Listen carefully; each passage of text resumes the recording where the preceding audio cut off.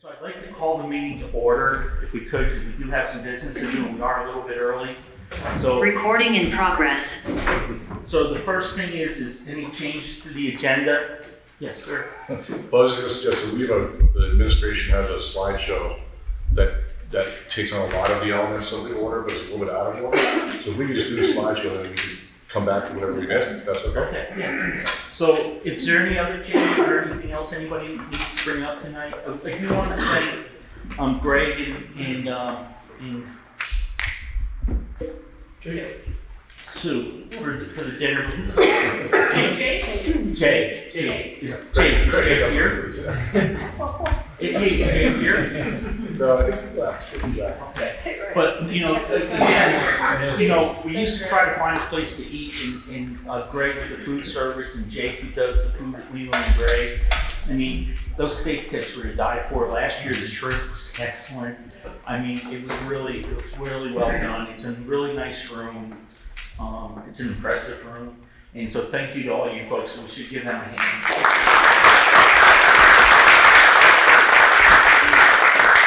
If there's no other changes, we'll start with the presentation, which is new business, and we'll turn it over to Bob and his group.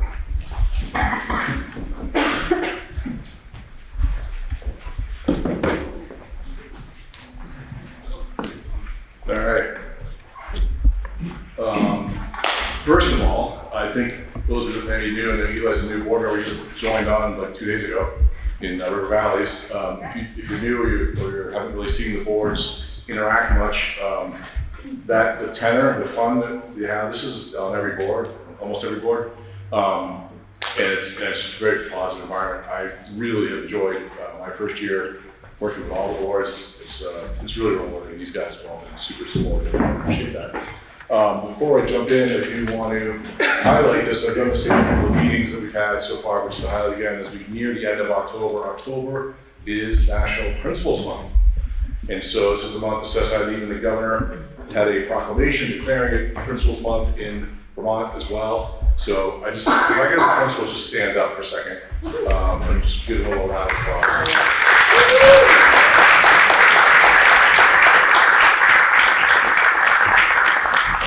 Incredibly hard jobs, and I'm not making it any easier on this presentation I'm about to make. So we were all going to be having different elements to this, but I'm going to start off with what I refer to as the Bob's Doom and Gloom report, which is important, I think, to get out there for you guys to see. But we're going to start with that, and then we're going to end more with good news and happy things about kids. And then we'll start off with this. We'll just give you a little gut punch first, but then bring it back around the kids to that. It's like the salad before the cookies, you know what I'm saying? All right, so I wanted to start off by talking a little bit about some of the legislative areas that are happening. Now, there's no updates, obviously we're not in session, but just some things that are going on. One of the things that's going on, and not really legislative, but the interim secretary of education put together a listening learning tour, and you've seen some of the communications that have gone out for a session that they're doing tours in buildings and online with educators. They're doing one with the public. Those are coming up. The one that was nearest to us, actually, I think it was last night at the Woodstock. There were no other people in the county volunteering space. I thought there'd be some of our neighbors in bigger areas might offer space to do that. They didn't. I would have. Anyways. Woodstock was the closest one.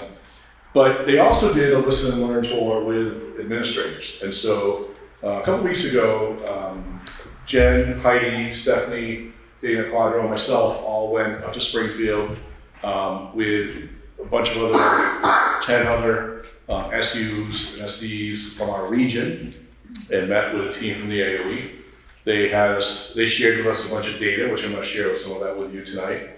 And then they had these listening, engaging conversations where Jen and I attended an academic proficiency session with Zoe herself. Stephanie and Heidi attended a mental health and financing of mental health session. And Dana attended career college readiness And so we had the high school principal go to that. And then there was a board session as well, which was not well communicated by the AOE or VSBIT to that effect. And so we didn't have any board members at it, which was unfortunate. I thought they told us they were communicating at 2 boards. At any rate, so I wanted to share with you guys a little bit of what the presentation was about, so you have the data that we have. And again, this is all data that the state has. They're sharing it with us. So for starters, so we're the Southeast region, and they did these regional meetings based on the VSA groups, or superintendent groups. And so there are 5 regions in the state. You have the Northeast Kingdom, Southeast region, Southwest region. You have sort of Central Vermont, the Winooski River, and you have the Champlain Valley region. They showed us this graphic, so I wanted to recreate it with the number of SUs in each region, the number of students in each region, to give us an average size of each SU. And the reason I think that they did this is that part of the Commission on the Future of Public Education, the charge has to do with the numbers of SUs, districts, and schools that are needed to fulfill whatever vision they have created, that they come up with around the future of public education. So this obviously seems a little concerning from our perspective because we're obviously the smallest average size of SUs and not one of the bigger regions either. So just wanted to start, that's where they started talking about what the region was. Our region is these, I know it's small if you're sitting far away, these 11 SUs are the ones in our region. I put them in order of size so that you can see where we are in that. We are the 4th smallest in what is the smallest region. And in fact, we are the 8th smallest SU in the state. And so I wanted to highlight that point and show what some of our neighbors are as well. So that we are clearly on the small side, which I think we all know. But that's how we do it. So that's, again, part of the Listen and Learn tour. Another element of the Listen and Learn tour was they gave us a bunch of data points about different things. They talked about that the Southeast region has had the biggest decline in enrollment since 2020 around the state, negative 4.2% decline in enrollment. The state average is negative 1.4%. The next closest is Northeast Kingdom, and they are almost 3 times less decline than we are percentage-wise. So we have the biggest decline in enrollment of the state in our region. And again, our region goes from Rivendell, Thetford, that region, the whole Connecticut River Valley, Upper Valley, all the way down, including the Woodstocks, Chester, through us and to Southwest Wilmington region as well. So it's a big area. We have the 3rd highest poverty rate. Northeast Kingdom and Southwest Vermont were higher, but the state average is 32%, ours is 35%, so we're above the state average. We have the 2nd highest special education identification rate, 23%. Again, this is a region, this is not our SU specific, this is the whole region. And behind the Northeast Kingdom is the highest, the Vermont average is 19%. We have the lowest high school graduation rate in the state. Our region does at 74%. State average is at 82%. We are below the state average in teacher salaries and teacher retention rates. And this is all the last 4 to 5 years, this data. And we, with all of those things, have the 2nd highest cost per pupil and the highest cost per equalized pupil in the state, our region.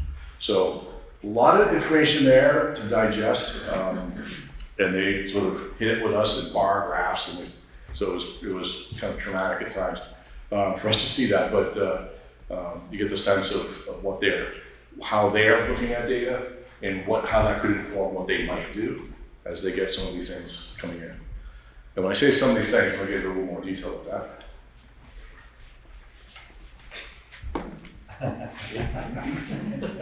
Here we go. All right.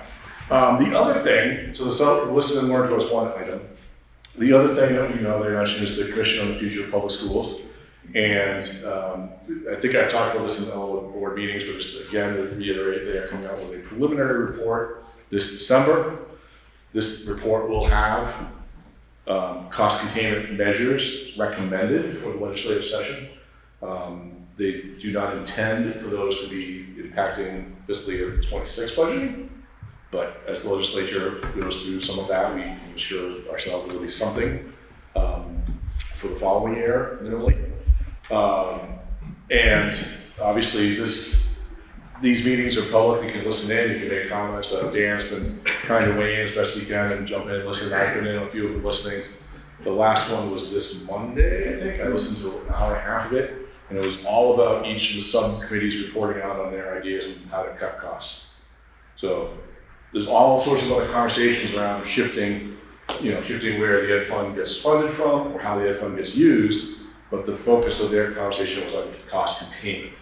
So yeah, we don't know. That was just their agenda that day. But at any rate, I also heard the members of the commission refer to it as the Commission on the Future of Vermont Education, with the word public left out. It was concerning to me. I don't know if it was just a slip or if it was intentional, but there is a very heavy, I would say a very heavy private school contingent represented on that commission.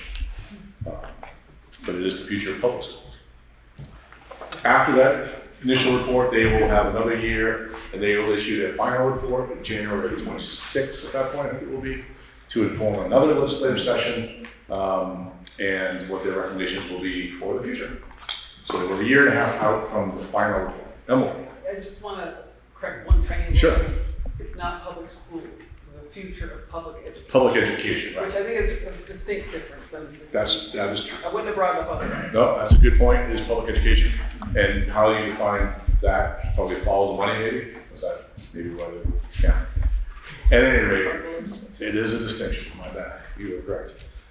So anyway, so that is all happening, and there's representation on that from, obviously, from the Vermont NEA, from a teacher standpoint, the Principal Association, the Superintendent Association, the VSBIT, as well, and a bunch of other folks as well, including legislators and people from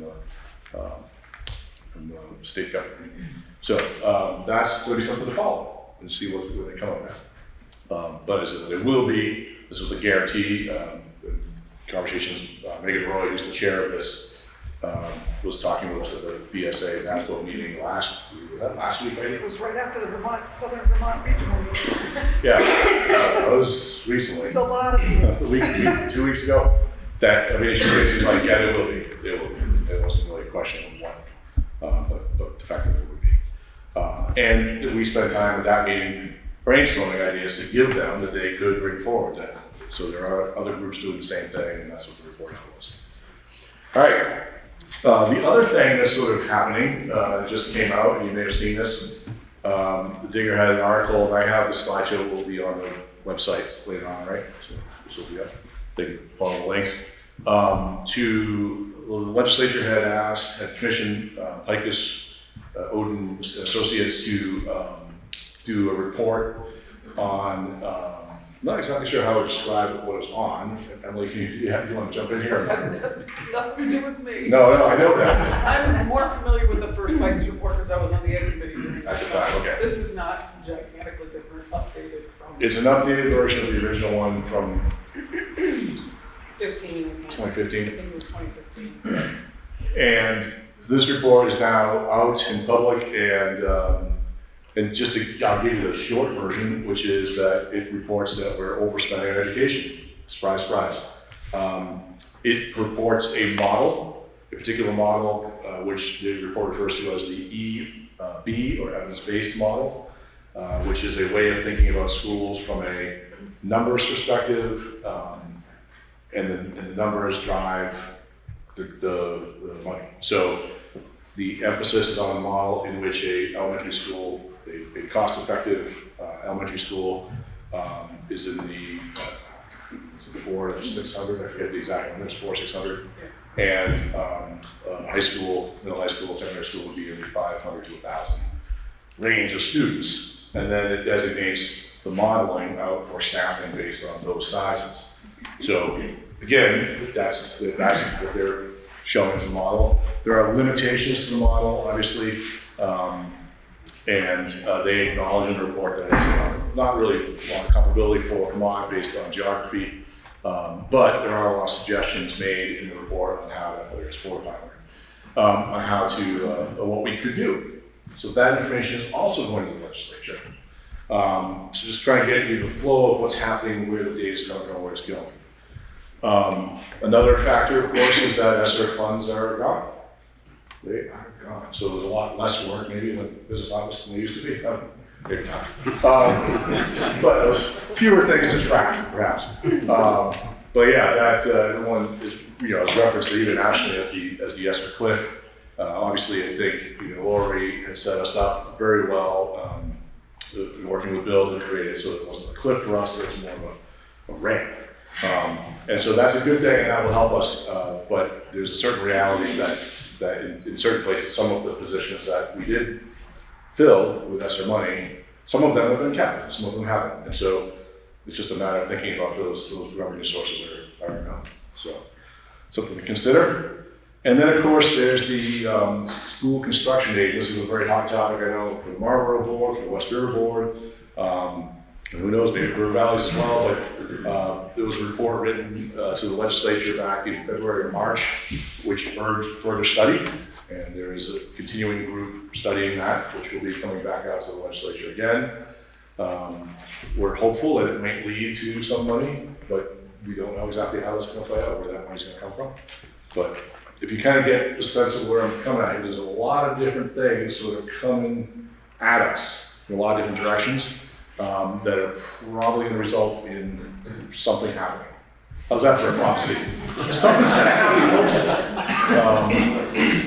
All right. Meanwhile, in order to expand my learning, I, on the recommendation of Lori and then Heidi, who followed Lori's footsteps in this, signed up for a course, what they call the Economics Lab at Georgetown, Core School of Public Policy, to get a certificate in education and finance. It sounds pretty fancy. It's really just a course. It's not like a full certificate program. It's a course.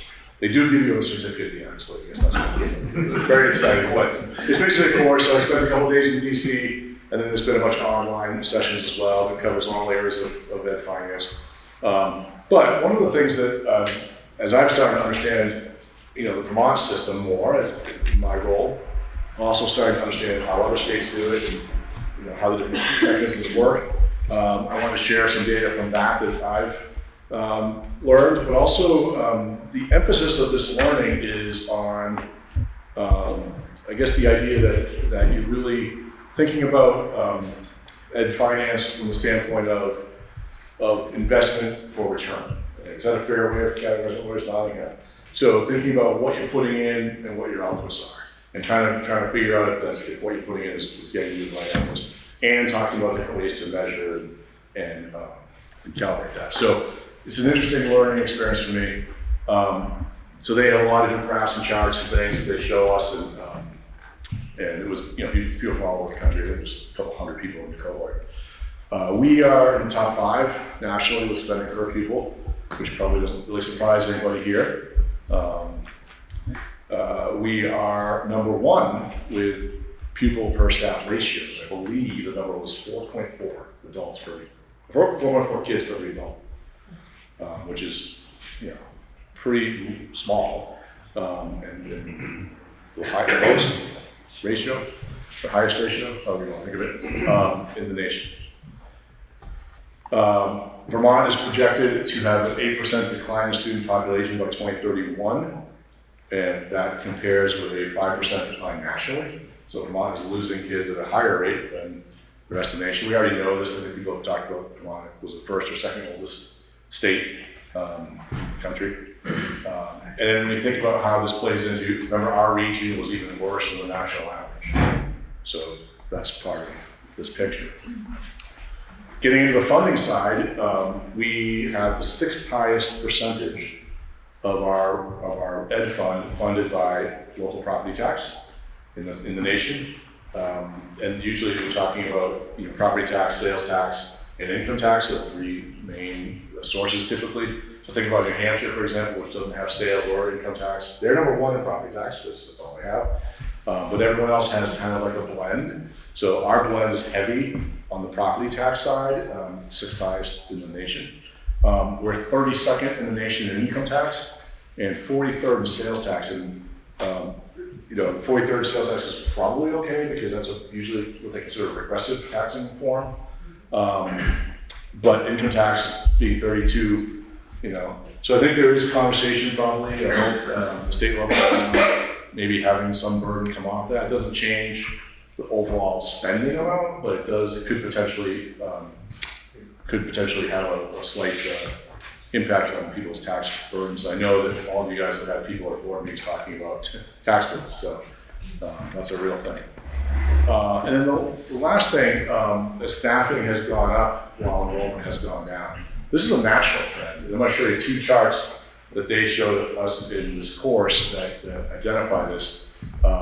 Vermont also has the same trend, and RSU also has the same trend. And I'll show you the chart in a second.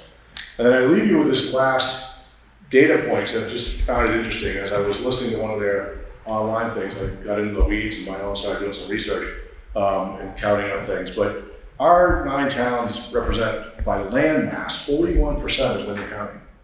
Like not half, but like pretty good chunk of the county, right? But only 17% of the population. So that talks about our scarcity. And so when you're thinking about some of the challenges that were highlighted earlier with the Southeast region and within the state, it's just something to be paying attention to and something to think about. And I'll get to where I'm going on this soon. Here's the chart nationally.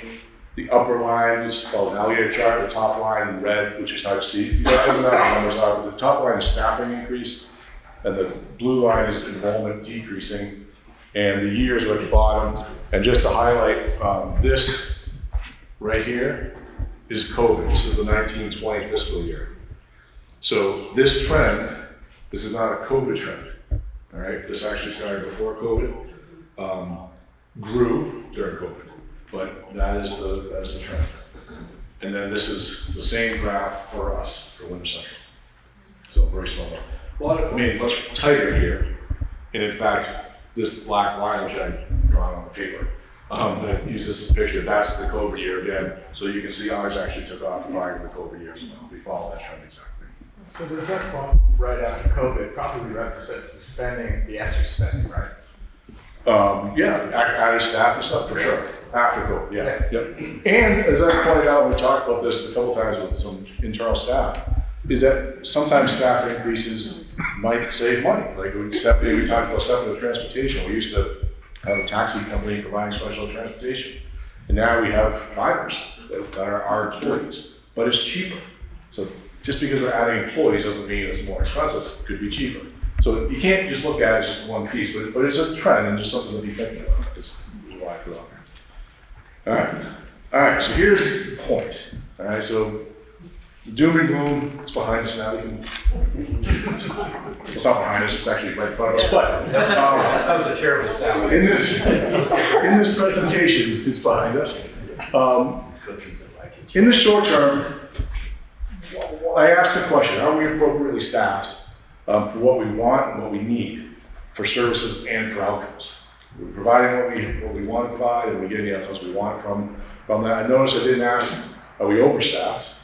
Because I'm keeping my mind open about this. Are we appropriately staffed?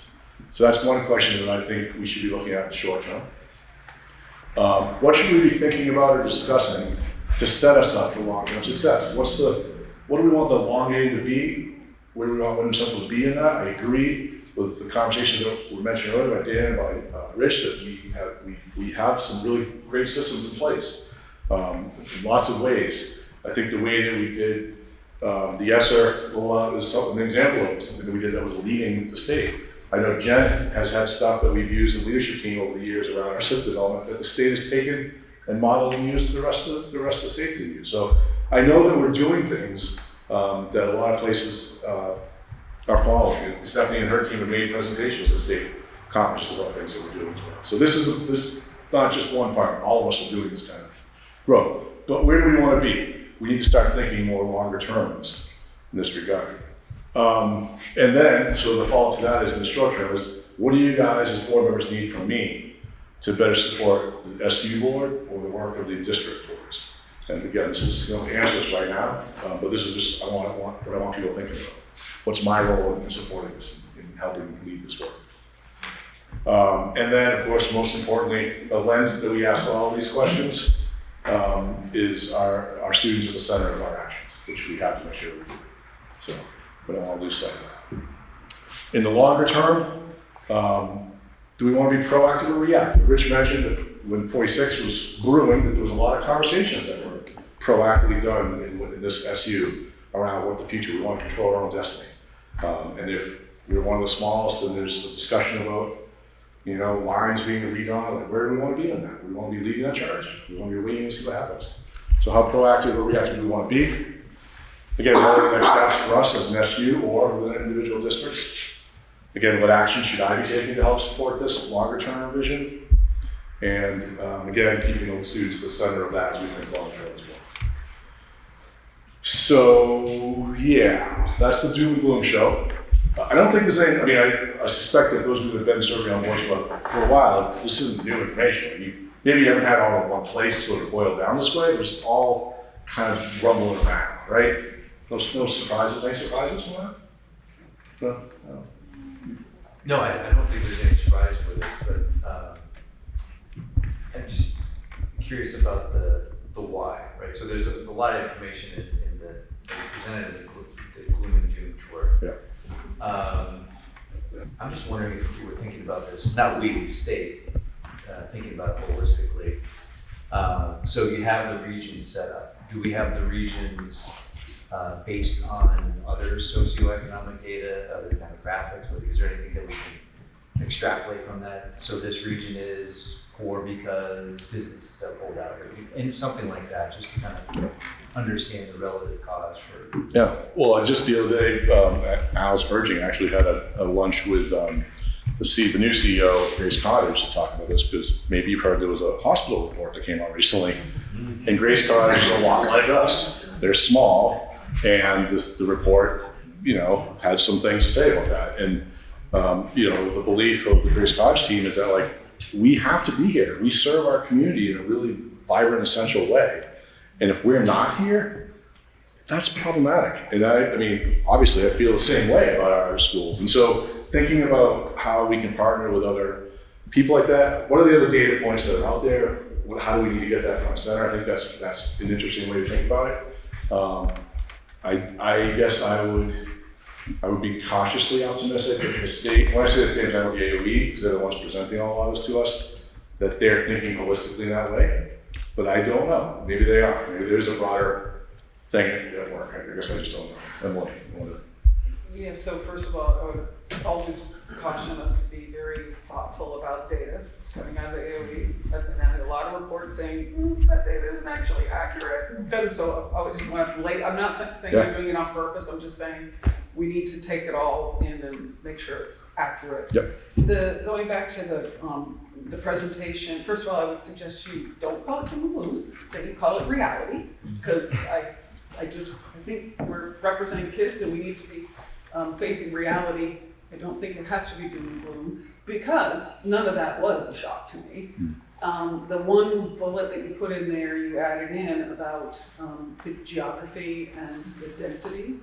We've known that for a really long time, but we've never seen that actual percentages. And I think that explains an awful lot about why Windham Central itself struggles. And when you look at the surrounding SUs, each one of the SUs around us, including Windham Southwest, has a bigger hub in the middle of it somewhere, middle side, whatever. There is one, Bellows Falls, Brattleboro, Wilmington.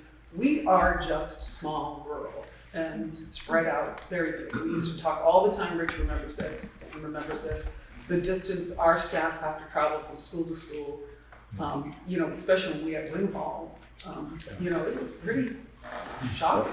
No one in the state could duplicate that. Right. And that's actually one of the challenges last year as a first year super, asking other superintendents for advice about X, Y, or Z. I'd have to explain my context, and they'd be like, ooh, I don't know. Like, that was a lot. When I cut back, I don't know how you solve that with your context. So yes, we are unique in a lot of ways. Yeah. So I was just thinking when Emily mentioned it, when I first started, Wind Hall was an operating district, Windham was an operating district. Yeah. You had Newfane, Brookline was an operating district, it wasn't even Newbrook yet. And I was talking to Bob here as we were reading about the number of people we used to have the first time we did one of these at the riverbank. There was like 60 or 70 people there. And you know, now I look and there's a lot of good representation, but there's nowhere near as many people. And you know, that I love that graphic thing. And there was an article written, I spoke about it before, it was a predecessor to Vermont Life in the 1960s when Vermont was reorganizing to do the one person, one vote. And the article says that all these rural communities have had really good success because if you remember back then, I don't, but what we were told is every town had a representative and every county had 2 senators. But when they had to go by population, things changed. Brattleboro has 6 representatives, 7 representatives, and 7 towns up our way share 1 representative. Senators, you know, Burlington has how many senators versus just Windham County has 2. So geography is really tough on the rural communities, and we've moved away from that where the farming communities or the rural communities. And I don't know if Dan remembers when we were doing the River Valleys District, we talked about a name, and one of our members, Randy Capitani from the Valley News, said we should be called the Connected by Dirt Roads District because Marlboro, Wardsboro, and Dover all share a common border, but you can't get to one to the other without going over a dirt road, and some of the dirt roads are pretty nasty. And you know, one of the things we argued when Windham wanted to be a standalone district, because I went with them to the State Board of Ed, is, you know, you take your map of Vermont, lay it on the table, and hey, look, Windham's here, and Townsend's here. It's like, you know, less than an inch. But, you know, if you've never driven up Windham Hill in the middle of the winter, when it's a little slippery, you have never experienced, you know, driving in Vermont at its best. So I think there's a lot of other things that aren't on there. Yeah, yeah. And I think that's what everything was saying, geography, the distance, the amount of area we have to cover. And could you imagine if we didn't have Windham Central and we were part of Brattleboro? You know, the whole feeling of everything. I don't think Brattleboro does something like this. I don't think Brattleboro's SU has been as effective. And although we do have a lot of people, but we're also spread out all over the place. It's really easy. Peter Shumlin came to Dover one time and said, "Oh, you know, New York City has more students in New York City than we have in the whole state of Vermont. And maybe we don't, you know, we just should have one school." And I said, "Well, you know what? New York City probably has more people than the whole, you know, in the city, when the state of Vermont has. So Peter, maybe you shouldn't be governor. Maybe we should just make you the mayor." You know, well, I mean, you know, we're a small state. You know, if you want to pick on one part of government, which I feel education, you got to pick on it all. So I just. Yeah, no, I appreciate that. No, I think that topography element that they're getting at as well is certainly a real thing. Champlain Valley is very different. It's very different. So, Dan. One thing we all got to keep in mind is we kind of took an oath to make sure we provide equitable education. I got a feeling like this, by the time they get said and done, there's going to be more lawsuits because somebody's going to get shortchanged on this deal. It's going to be an interesting next few years, I think. Fair to say, right? And one note back to Emily's point about the data, that is, her assessment of the state data is true. There was a number of things we looked at that I did not include because we knew it was just wrong. I remember one jumped out at me, it was like, well, one year your special ed identification went from 5% to 23%. We were like, 5%? Where did you get that from? Like, it was just, there was some of the stuff was just wrong, like we know it was wrong. So yes, there was some I tried not to include the ones that were obvious to us. Yeah. So, all right. Good discussion. I hope to, again, engage the boards in more of this as it goes on, but be thinking about of how I can help through all this and how we can do this as a team. All right, I think we will lead into financials next because it seems kind of related. So it sounds like this, I don't know, this could be your last chance to throw fruit and vegetables at Laura. All right, so since this is probably the last time that I'm standing up in front of you all, the clicker, I'm not good.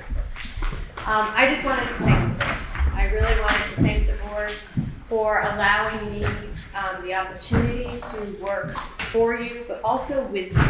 I really feel like we've been a great team over the last 20 years for me, but 8 as the director of finance. So I just, thank you. I have so much respect for all of you, especially for some of you that have been, Emily, you were saying 2004, I was hired in 2003, so 94. Oh, sorry, yes, 94. Just a decade there. But I really have the utmost respect for all of you that serve our 900 students, and I'm just so grateful to be a part of that. So with that being said, this is a 24 recap. Heidi's going to give us a 25 outlook for the 26. I'm sorry, for the, we're going to do the 26 budget year planning is what Heidi's going to do. All right, so this is a little bit hard to see, but basically in fiscal year 24, we came out with a positive outcomes in all of the general funds, the major funds that we have here. And I'll go into a little bit more detail. There's that thing. Can that go down? Thank you. But I just want to tell the board to just make sure you pay attention to the fiscal year 25 voted use of fund balance too. Keep those in your mind as we work our way through this. So the key general fund takeaways are overall financial health. The total ending fund balance for fiscal year 24 is $3.1 million. So we are in excellent financial health. The year-over-year growth, the total year-over-year increase across all the categories was $335,000. So we added that to our fund balance in 24. The general fund insight. So the general fund shows a slight increase in year-over-year funds of $56,000. With an ending fund balance of $477,000. So just a little bit about the general fund. This is also referred to as the super budget, right? So, and for newcomers, I want to make sure I'm explaining this. The super budget includes the superintendent's office, the business office, and the tech, and then some building costs of where the supervisory unit is. So that's what this is about. In fiscal year 23, or last year at the retreat, when I was standing up here, I was projecting a $100,000 deficit for fiscal year 24 because of the changes that had happened with technology. We changed our model, and also the business office transitions that were going on with my leaving as well. And so expense-wise, we actually were over by about 101, so pretty good projection. However, revenues exceeded expectations by $157,000 from budget. And that was really by, you guys gave us the permission to invest some of that fund balance, that money in the bank there. And so we were able to invest in some short-term treasury bills. We did that also in some of your districts as well, where I'm the treasurer. I don't do it in other districts where I'm not the treasurer. And then we had some additional federal indirect monies coming in as well. So those two things put us in a good position where we actually ended with a positive instead of a negative. So yay, everybody, that's a great job. Okay, let's see. I can't read it from that far without my glasses. Okay, so the MTSS budget, that has the highest revenues and the highest expenses in that budget. And as a reminder and for anybody new, the MTSS budget refers to as the multi-tiered systems of support budget. And this is really mostly all about direct service to students. It includes special education, it includes your academic support teachers, and it includes the equity work that you voted on a couple of years ago. So that budget holds a lot of teaching positions that would otherwise be in your own budgets. So That also ended in a positive, and just to backtrack a little bit, there's like feedback stuff going on here. When you're up there, you hear something. Yeah, I'm gonna step back here a little bit, okay? Do you mind me grabbing these? Okay. Act 173, I just wanted to remind everybody what that was about too. So MTSS and Act 173 came in together. And Act 173 of 2018 was an act relating to enhancing the effectiveness, availability, and equity of services provided to students who require additional support. So that's what that fund is all about, and that's what it supports. Let's see. So as a reminder, this is where a lot of the ESSER money also came into play, was through this MTSS budget. And I don't know if you remember, because it's been 3 years of talking about ESSER money, right? But through your decisions, you created this runway of money, created a fund balance, so we don't have a cliff, right? At the end of the time when ESSER was going away, we didn't have to, get rid of a lot of positions or anything like that, because we have a couple more years, right, of this runway. Things have to change, things have to, tighten up, but there is that runway. Also part of Act 173 was the reduction of special ed funding. Heidi's going to talk a little bit more about this, looking ahead to 26. But this was, fiscal year 24 was year 3 of that step down. It was a 5-year step down where we're losing funding.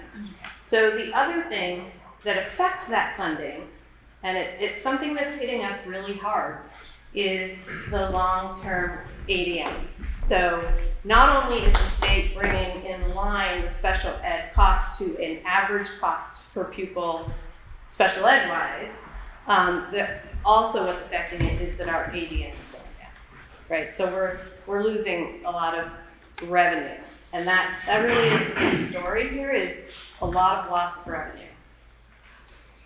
So the good news is, though, we did end with a surplus of 206, leaving $2.5 million fund balance. So the board has committed $800,000 of that fund balance for this year, the year we're in, right? So you have $1.7 million available for fiscal year 26 and beyond. The fee-for-service budget, I think that's next, yep, okay. So that's what used to be called the agency fund that Rich was referring to. It has been pared down as the districts have become larger. We can actually budget in the actual districts, the personnel versus everybody paying into the SU because your districts are larger. So that has reduced over time. It has some shared costs in it still, by certain districts maybe, but not all districts. For an example of this is the ELL, English Language Learners. We have a person who goes and teaches our English language, where English is not the first language to students in our district. There was a surplus from that as well, and so the fund balance at the end of 24 was $173,000. And the board may want to consider maybe reallocating the surplus in the fiscal year 26 budgeting process. The unspent funds, or what created the fund balance, was the professional development that West River and WCSU have in their negotiated agreement. So there's a pot of money that wasn't all spent out. So that creates some surplus there. And also our child nutrition program, we had a little bit less personnel charge there. So there's some decisions to be made with that fund as well. But that money belongs to those districts. It does. It's not SU's money, it's those districts' money. It is, you're absolutely right. And so, what's hard to determine is, do you keep the money and use, like the professional development money loses its identity, basically. So could it be used for something else? The child nutrition program was just that could go back to the districts that paid into that, but there's still just some decision making around this fund balance that they're carrying. Okay, I think that's basically it. Yeah, okay, next, I have the clicker. Okay, so I didn't go into a lot of the other grant funds that we manage but I did include those in your packet, so that financial statement that's in your packet has basically all of the funds that we're managing and all of the grants that we're managing. Get your title grants and your IDA, all of that. So I won't go into a lot of detail about that, but they all feed into the whole budget at Windham Central, which is $14 million. And so remember, Windham Central is a pass-through organization, so that's out unless it's a grant, so that goes out to your districts. All right, so you've seen this slide before, but I think it's just important to end with this because ESSERs are ending. Thank you. They will be completed in December, and under the board's direction, we spent 100% of the major ESSERs 1, 2, and ARP. That is something to be really proud of. $3.5 million that was dropped into WCSU. And as you can see, how this was split up and what was it spent on, 77% went directly to students based on either social emotional help or direct academic support. So that is something to really be proud of, that you all made some really great decisions over the years with this money that we never would have had there not been a pandemic. It's good and bad in that way. And that is pretty much all I have to say, except thank you again.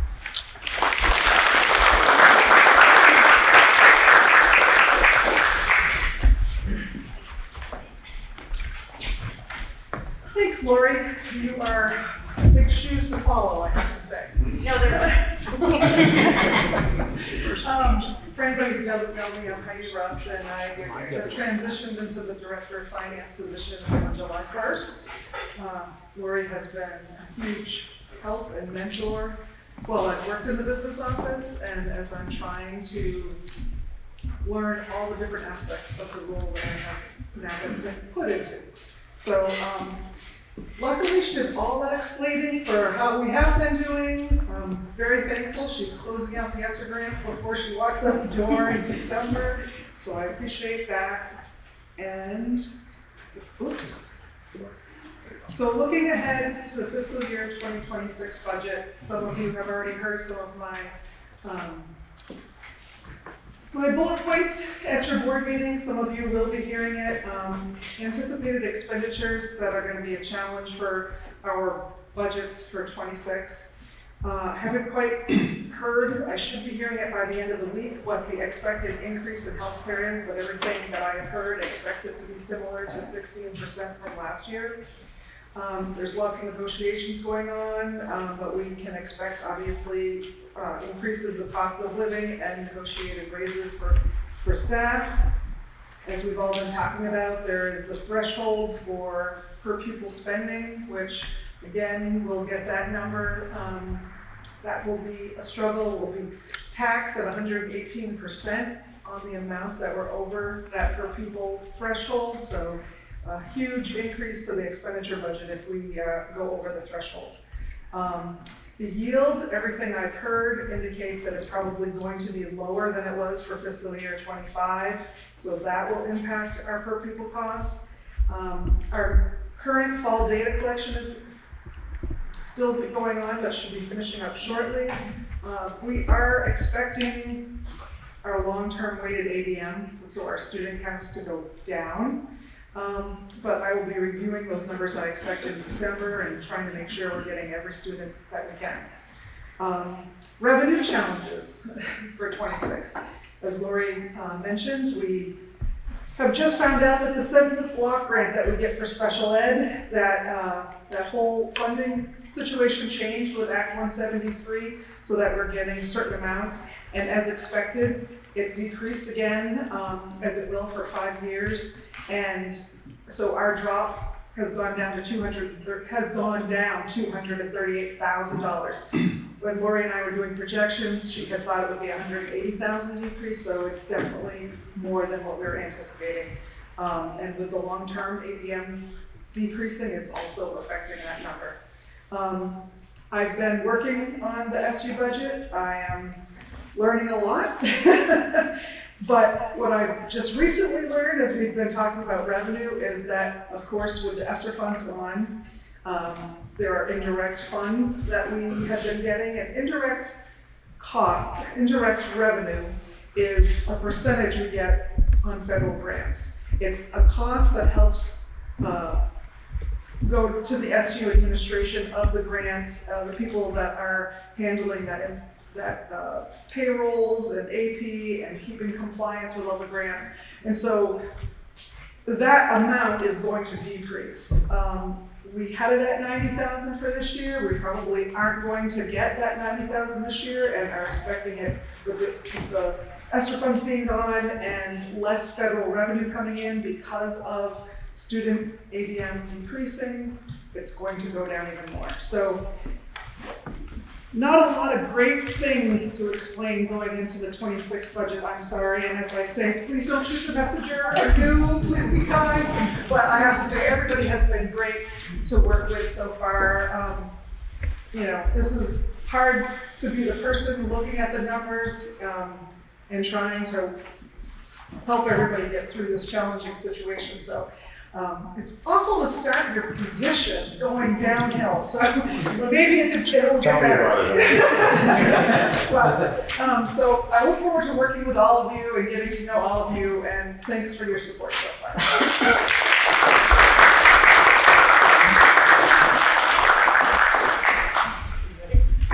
All right, Jen and Renee gonna join us now?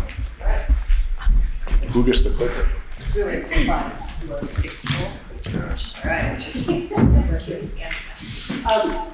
Come So in. I'm Jen Fusing. I'm Director of Curriculum Instruction. Renee Verlisi, I'm curriculum coordinator, and I'm super happy to have a buddy up here this year. This is the favorite, yeah. So we just have 2 slides. I want to start by saying how much fun it is to come up back with those guys. Fantastic, right? So I'd like you to see the rainbow. You see the color happening right now. We're black and white.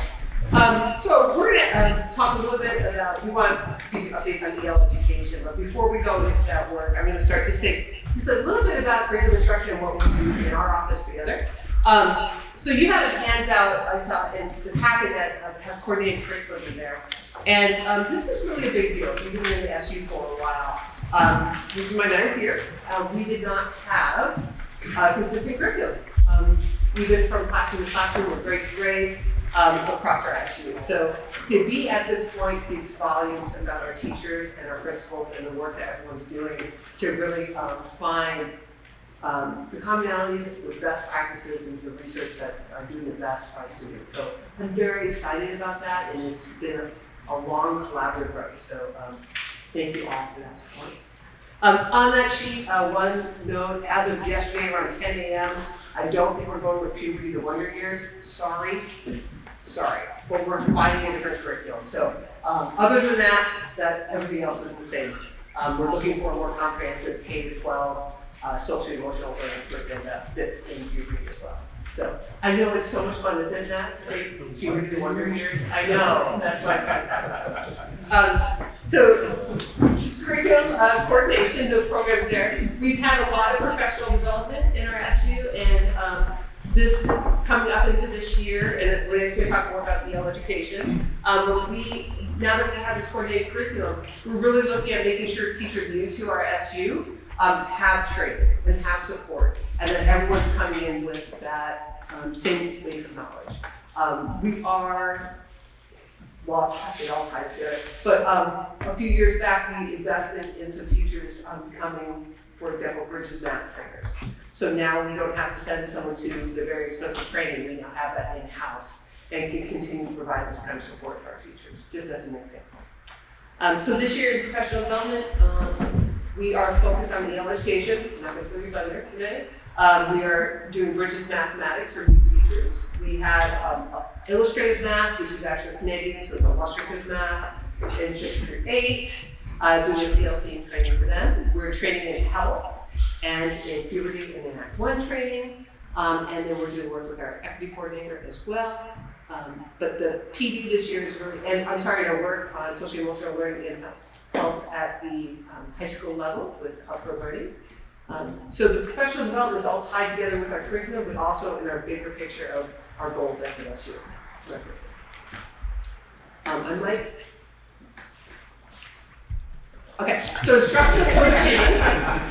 This year, last year we really started thinking a lot more about instructional coaching. We'll talk a little bit about the academic sport team, but instructional coaching, how do we keep our teachers, how do we help them stay with the curriculum, stay with instruction, help them in the classroom, help them with students, and so think about these pieces together. So last year we really started training our academic support teachers around instructional coaching. And I'm turning the baton over to Renee, who's really in her new role, which is new to us this year, is around instructional coaching. And anytime we say she's the curriculum coordinator, I say we're kind of workshopping that title, because it's really very much our lead instructional coach as well. And so Renee's really taking that part on.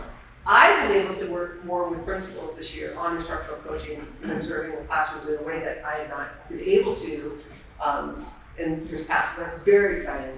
But Renee, do you want to talk a little bit about the instructional coaching work we've done and the book study this summer? Sure, yeah. So part of the summer, the academic support team and myself, we met up as a book study group voluntarily and read through what's called The Impact Cycle by Jim Knight, who is one of the big researchers around the instructional coaching and has like a technical institute in Kansas. And so we read the book together, and we're doing sort of a slow rollout of that this year, where much like our practices in the classroom, we do an I do, a we do, and then a you do for a scaffold for students. So we're doing that together, where I will be doing a round with each of the academic support teachers, and then they themselves will partner up together to do a round of the impact cycle of coaching, and then they will take a voluntary willing teacher to go through that together too. So we're trying to roll that out as well, which is a perfect coordination between EL being so new too. There's a lot of questions and coaching that teachers actually want too, so it's not a forced thing, but it also provides that scaffold throughout. So it's, yeah. Wonderful. This summer we were able to have 3 days for each grade level cluster, K to 2, 3 to 5, and 6 to 8 of EL education, and we had 35 teachers attend. So if you know our population, that is, I should have done a percentage of how many people actually showed and participated and were excited. And part of that work is we created 3 positions embedded, because we aren't stipending or giving these people anything extra at this point, but 3 academic support teachers who have taken on the role of EL coaching. And so we're training them up in EL, just like the Bridges work we did, Bridges Math, so that these people are helping us move forward, that we always have that coaching and support. Currently, as we learn the programs and work together, we're also going forward to make sure that we have capacity. And my next happy color down here is tiered supports. We've talked before, academic support team, really thinking about the students who need a little extra help. So our academic support teachers are highly trained in math and reading in particular. They also they work with teachers, doing some coaching in-house. They help with our data meetings. They help, if not run, PD days and training. EL coaching will be part of that this year as well. And then, and data-driven research-based programs, which referring to some of the new legislation coming through. Curriculum coordination, data-driven work, our local comprehensive assessment system. Those systems are already in place here. I'm sure they'll be tweaking, but we are in very good shape as a district, or SU. Which is my next little block. Over is the systems. Share our website again. We have a literacy framework, even curriculum, obviously our curricular programs, but we also have scope and sequences for our content areas, K to 12, a lot of resources for teachers, pre-K as well, for early education for math and literacy. Our LCAS Like I said, this new legislation coming in, I think will be pretty clean, it should be pretty well established. I've gone through the law, I don't see anything that is gonna hang us up too much. We'll be pretty solid in that. I'm also hoping that they ask for an example, and I'm like, here, just do what we do. That's great.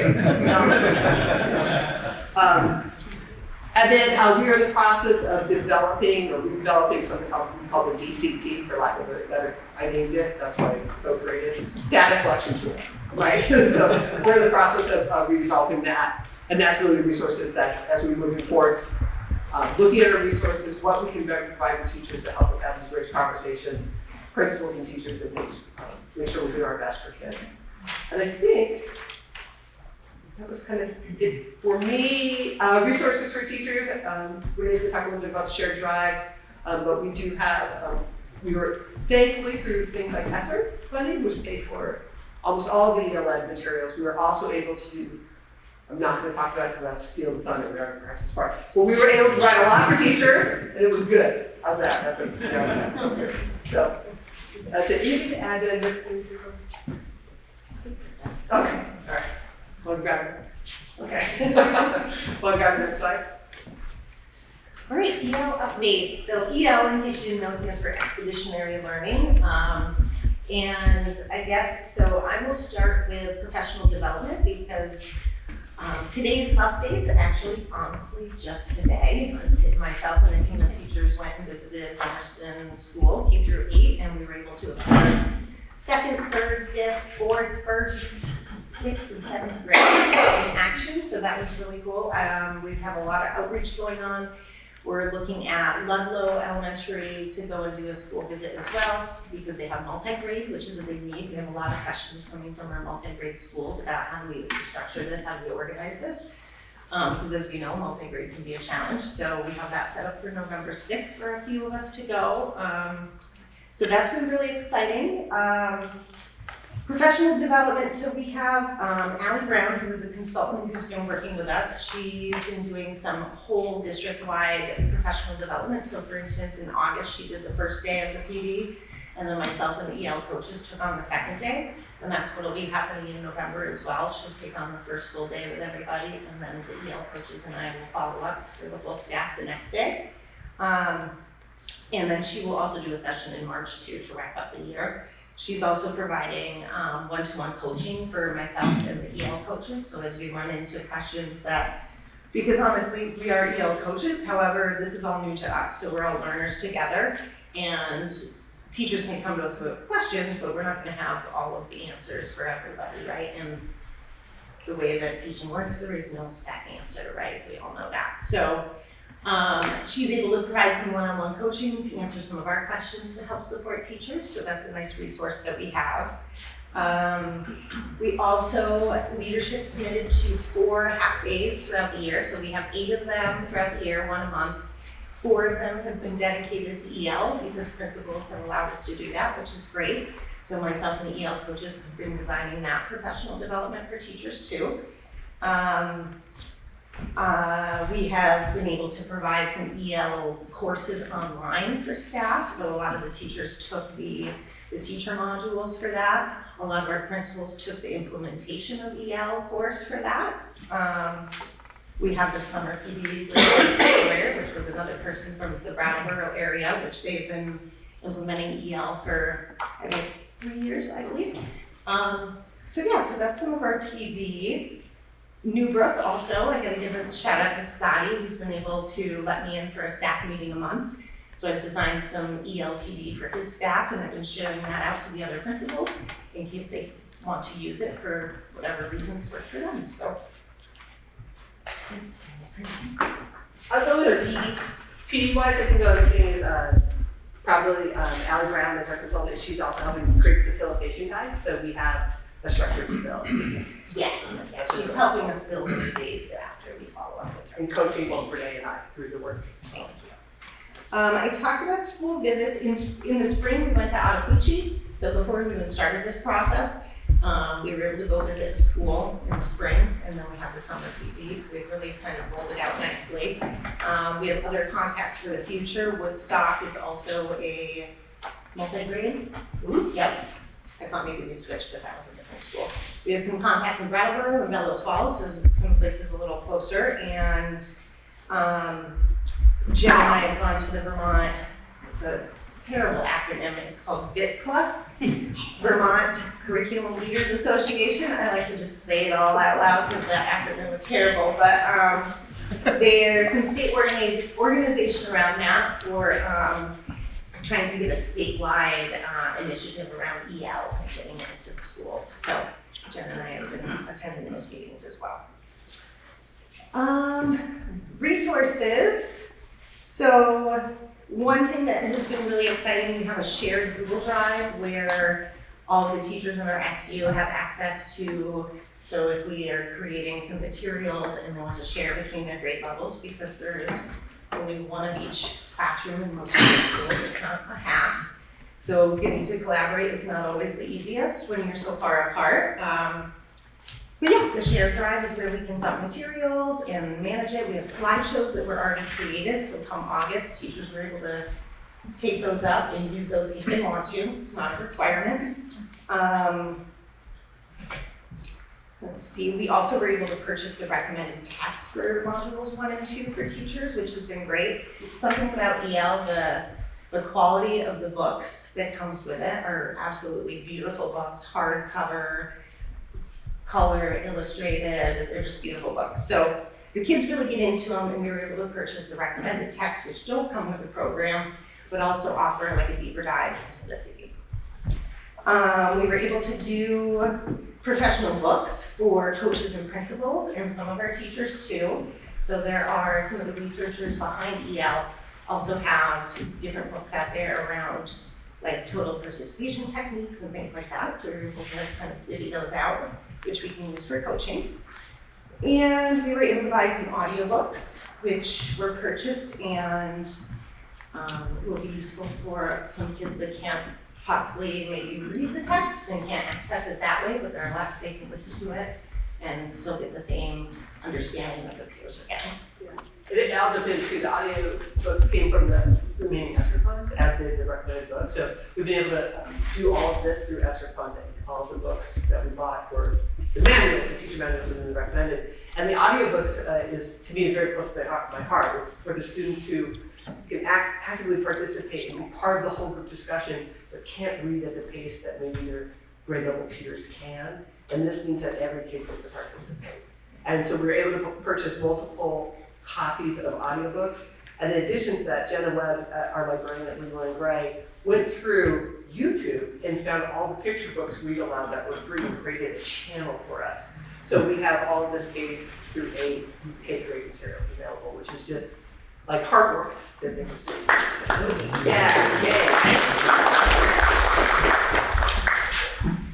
For coaching, so we mentioned we have some EL coaches. We have a K through 2 EL coach, a 3 through 5/6, because some of our 6th graders are still in elementary schools and not at Leland Gray. And then we also have a 6 through 8 for just the straight middle school model. They have a Google Calendar where appointments, teachers could book an appointment booking to do some coaching with them.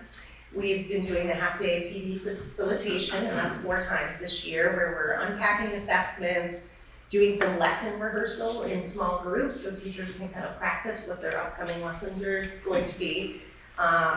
Soon we'll be analyzing some student work together and having some collaborative discussions. And then Jen and leaders have been doing some walkthroughs around EL so that principals are able to learn the curriculum as well.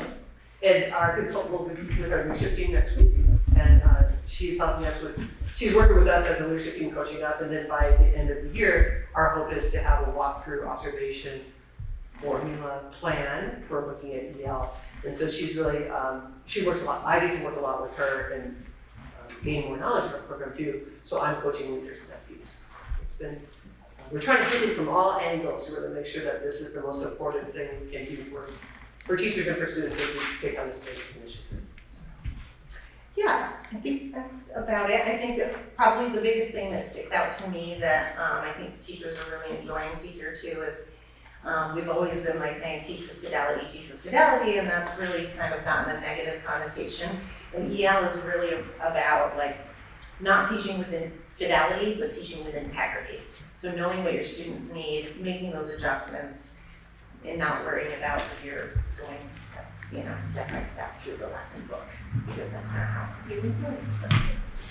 I just want to add one thing too, that one of the things I've been reading recently was this Piker's report that came out, and it talks about literacy, it talks about PD, it talks about curriculum, it talks about mentoring and induction and rollout of initiatives. In each of those areas, I was thinking about ELs, I read them and it was just like, check, check, check, check. All the recommendations that the professionals based on research would have us roll a system out is exactly how we've rolled this out because of these guys. So just know this, like, it's done ridiculously well. It's not a fly by seat of your pants operation over here. Yeah. I've definitely heard in our travels, there's districts that just said, here you go. And I think we were very purposeful on our rollout, so that was really good. And just as an SU, one of the reasons we went with this program is because it does talk about equity, and it is about social-emotional learning and about creating responsive classrooms that have protocols. So it's this bigger piece that we're all working together on, and we're rolling out slowly, and I've presented that already, but we're reducing the amount of modules so this, as we build up, so our teachers really can dive into the program itself, the curriculum, but also just the ethos of it. So I thank you all for your support with that, because the principals as well, like it's just been such a big lift, and it's not always easy, and don't ask the teacher every day how's it going, because some days sounds good, but overall, overall our teachers are like, this is a lot, it's great, it's a lot. So like we're really figuring this out together, and it's been unifying. But thank you all for your work, so that's it for us. Thank you.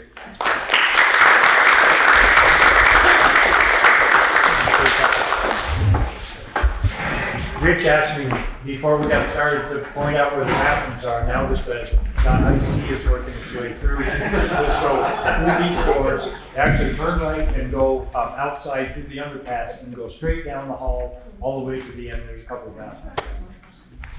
There he goes. Find it out. All right. It's up to you. You want to do a short break? Oh, okay. All right, Mark. No break. No break. No break. Roll on. So, all right. I will make this quick. So I'm Matt Martin, for those of you that don't know me. I'm the IT director for the district. This is take 2. I did this one time ago. And so I want to just first say thank you for having me. I'm honored to work for you and the students. And I couldn't be prouder to work with this administrative team on the initiatives that are going now. And I look forward to seeing how IT and how technology can support the things that we're doing going forward. I think we're intertwined into, sure. I think we're IT is kind of intertwined into everything a little bit. I do see us as having kind of 2 channels. We have this wires and switches and cables side where we have to distribute the internet to 9 buildings over 350 square miles and have some kind of consistency and reliability. And then we also have the academic side, which is supporting the 50 some odd applications that we support and software. And what's really cool to me is to see the evolution from when I did this before, and how now what's changed with all these software platforms is we're kind of supporting the users to become experts on them, which is different. In the old days, we used to run them. And it's really changed a lot, and that speaks to the expertise of the people, of the staff and the administration, and how they're doing work. So it's very cool to see that. I have one slide, and it has 3 moments in it that we'll highlight here. This first is about the infrastructure and operations side of IT. I would love to nerd out with you at any moment. I will spare you now. I did punish Dwight briefly, who asked about the internet upgrade before dinner. But so then if you'd like to talk about that, I just would like to take a moment. We're redistributing the network again. I did this, 14 years ago when you approved Fiber Connect. Anybody remember that project? Vermont Fiber Connect. So I had the fortune of being a part of that project, which is really cool. Now we're replacing all that gear that we installed that many years ago. We're about 80, maybe 85% through that project. Leland Gray is kind of our last stronghold, and we're waiting because our consultant is recommending we run some new fiber, OM5. Look it up if you'd like to see it. Super fast, new fiber at Leland Gray. It's going to create some opportunities for us to really move data quickly and reliably, and we're excited about that. We've also changed platform. I see Mark Schauber on the remote. Mark will appreciate that we're using Ruckus switches and APs now. Really cool, highly contemporary, really well-respected products. We're looking forward to that. We've had some staffing changes. As part of a joint effort with business office, curriculum, and data and IT, a position was created for data systems manager in the district. And this is interesting to me because the last time I was IT director, we had 3 data collections per year. Now, when I started last year, I was surprised to find we have 19 state-required data collections per year. So the administration moved forward to create this position of data manager. We hired a fantastic guy from Guilford named Samson Sherman, and we're really excited about the work that he's doing to help lead that operation. In addition, in the spring of last year, we had a staff member relocated to Maryland, created an opening. We ran a search. We ended up hiring from within. We also ended up not filling the position that was created, the vacancy that was created. So we have reduced the size of the IT department in favor of my theory of whenever there's turnover, it's an opportunity to rethink. And we rethought it and came up with a model that we think will serve our students and staff best. Last thing is expanding use of what systems are in place. You may have heard that we moved to a new student information system last year called ALMA. So we continue to expand on that. There are other systems we're expanding on. Frontline is an HR and PD, professional development, human resources package that we continue to push and use more as an example. The other side is the academic program. So we're trying to shift our operation back to more of a building-based support model. It is very hard to get out in the schools, but it's a goal. I think we've done a little better this year, and we will continue to go in that direction. Works better when we can work with people directly. Get us out of the back room, which has no windows and stuff, drive around this amazing district.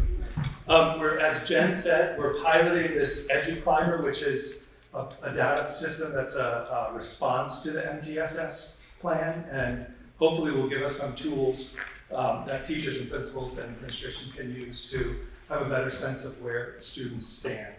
And it's an MTSS data system because it's not just academic data, it's also social emotional, attendance data, incident data, all that kind of stuff, truancy.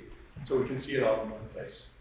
The next part is, this has sort of been my banner. I'm trying to wave this idea that it doesn't really matter if we're not innovating, if we're not kicking butt and having a good time doing it. So we have upped the ante on staff hardware. Some of these things I told you we were gonna do last year when we had this presentation. Well, we've done it this year. Staff seem much happier with better equipment. We're offering a Mac model, an improved Chromebook, and also some Windows machines. Also, same thing is true for student hardware. We rolled out 11th and 12th graders got a new student Chromebook with a touchscreen and a stylus and a flip over tablet model, a couple of cameras. That's been very well received by the kids. And in fact, I hope we can extend that down to 9th grade next year and just continue to bring the student equipment up to more contemporary standards. Again, broad use of integrated tools. We're rolling out as much text to speech, speech to text, really trying to just normalize the tools that are out there so there's less stigma and people are more likely to try to use those things. I had a great meeting with Scotty's staff this afternoon to talk about how to do that in some of their classes.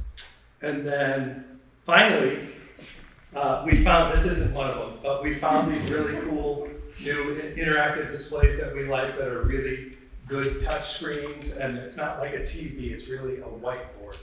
And teachers seem really happy. We're going to continue on with those and getting those in. in the classrooms, you know, they can make 10 points of touch and 4 kids can pass their Chromebooks to the screen at once. It's got some good stuff and people seem enthusiastic and excited about it. So that's IT in under 3 minutes, I think. And again, if anybody wants to nerd out, I'll leave out the cookies.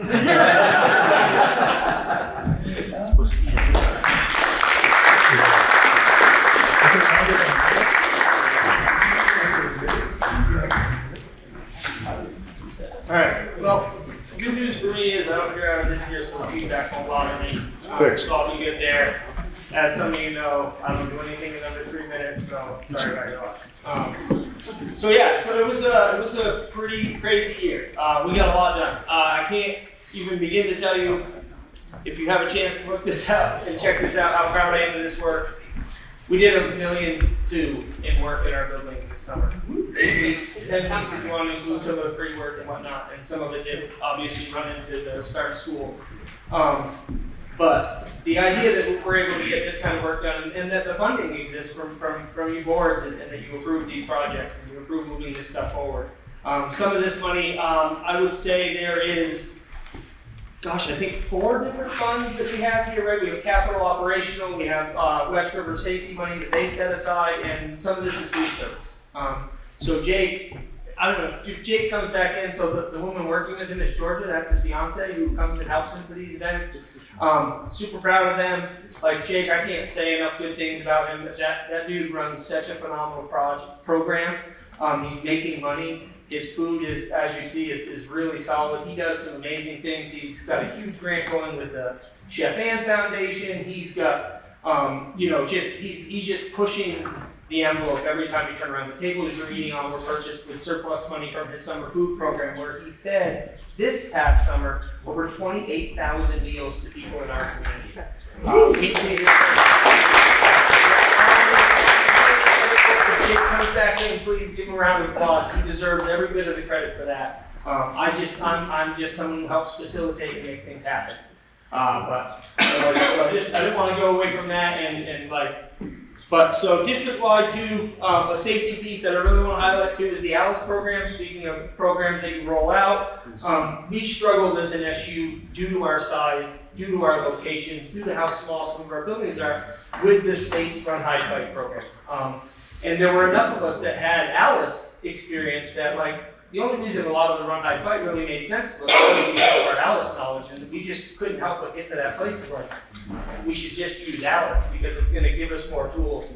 So the 2 days of Thanksgiving, we have 20 people in our district who are going to receive 2 8-hour days of full-on ALICE trainer trainings, and then they will roll back to their schools. They will have all these people to be able to work with and to support them as they try to roll it out. We have another crisis team meeting on next Tuesday, where we're going to talk about crisis team design and roles and responsibilities, and then thinking about how do we support our smaller schools that maybe don't have all these staff available to run this program in this way, and to have all these people. So how do you then maybe split those responsibilities up, and how do you distribute that to people to make it functionally work? And then I think we were planning for around the new year to start rolling this out, because we didn't want it to feel for staff that we went from the traditional lockdown to Run Hide Fight and now this, because the reality is ALICE is very similar to Run Hide Fight. It's just going to be it's going to be more thorough.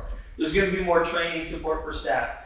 And so that's my goal with that. I don't know if you know, but we have a district-wide crisis team that Bill allowed me to kind of get going a couple of years ago, recognizing that it was hard for us in our small locations to get it going. And so that, I'm really excited about where I think we can go with that. I really want to see our team develop as a crisis team that supports one another. So when people have questions, they can ask one another, and we can find supports and training. So as we dig into the training and then dig into the rollout a little more, it goes that way. So those 2 days we'll be doing the training at Dover. Just really excited to get that rolling out.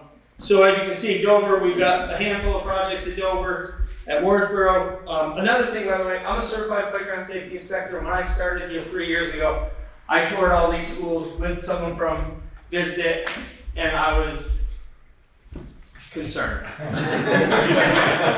We had some playgrounds that was wow, there's a lot.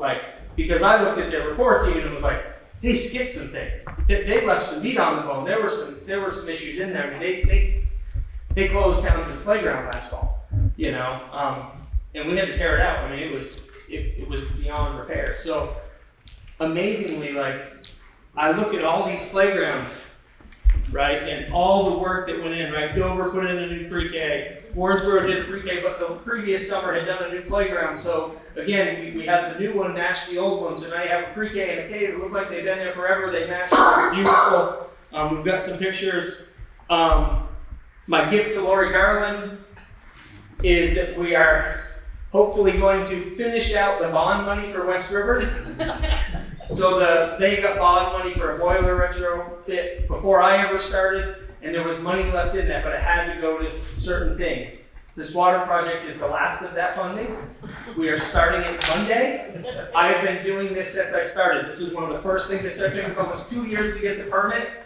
And then we did asbestos removal this summer on the tanks, and we're going to be doing the tank installation and the pump installation. So we purchased the pump in the spring, it showed up, and then when we finally get the asbestos dealt with, now we're able to move forward with that. Really excited about that. Again, some of the safety money for emergency light, garage door stuff, not the center floor, but the activity room floor. Again, getting creative, taking money. Jake paid for that.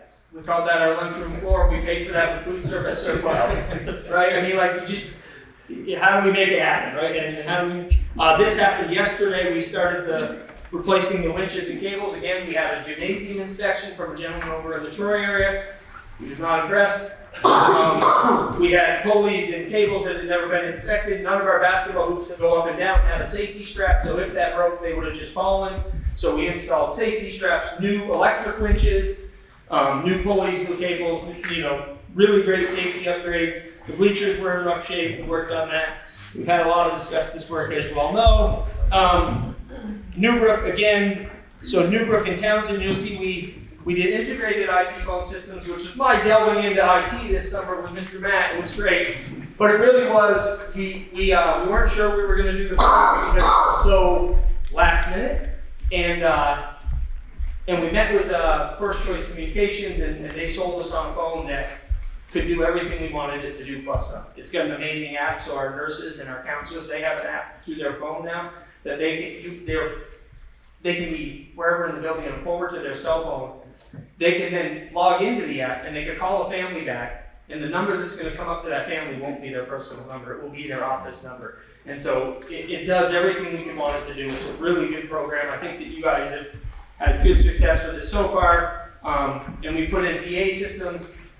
We relied heavily in these schools on radios. And I was like, well, what happens when it's loud? You know, like, what happens to the kid in the bathroom when you call a lockdown on a radio and no one heard us? So we went through the building with them, marked all of our areas where we wanted speakers, went through the buildings, put speakers in every room, in the bathrooms, in the hallways, outside. Again, it can be all called from any room in the building. So any teacher that sees something they're not happy about, they can make that call when they see it. You know, again, super excited about that and what that does for our safety of our areas, knowing how remote we are. Again, Newbrook replaced some swings, Townshend replaced their whole playground. This is my favorite kind of public engagement with our schools and supporting us is the PTO paid for the spinner. And then because we did 3 installs this summer with this same company, I just was like, listen, man, I'm gonna need you to install that thing because you sent them a quote that didn't include install. He was like, done, we got it. So they threw in the install, about $2,500 for nothing. So again, you know, we rekeyed at multiple places, again, bringing everything up to ADA with levers inside and out, push buttons inside and out. I think just on the holiday here, Indigenous Peoples Day, Newbrook was finished, the bathrooms, and there were 4 rooms there that Scotty was concerned about that they couldn't lock from the inside, and that was replaced and changed out. So, like I said, some of it ran into the school year. The trash area fence at Newbrook just started today. Pat has spent the first hour of his day for the past probably 2.5 weeks pulling trash out of the woods.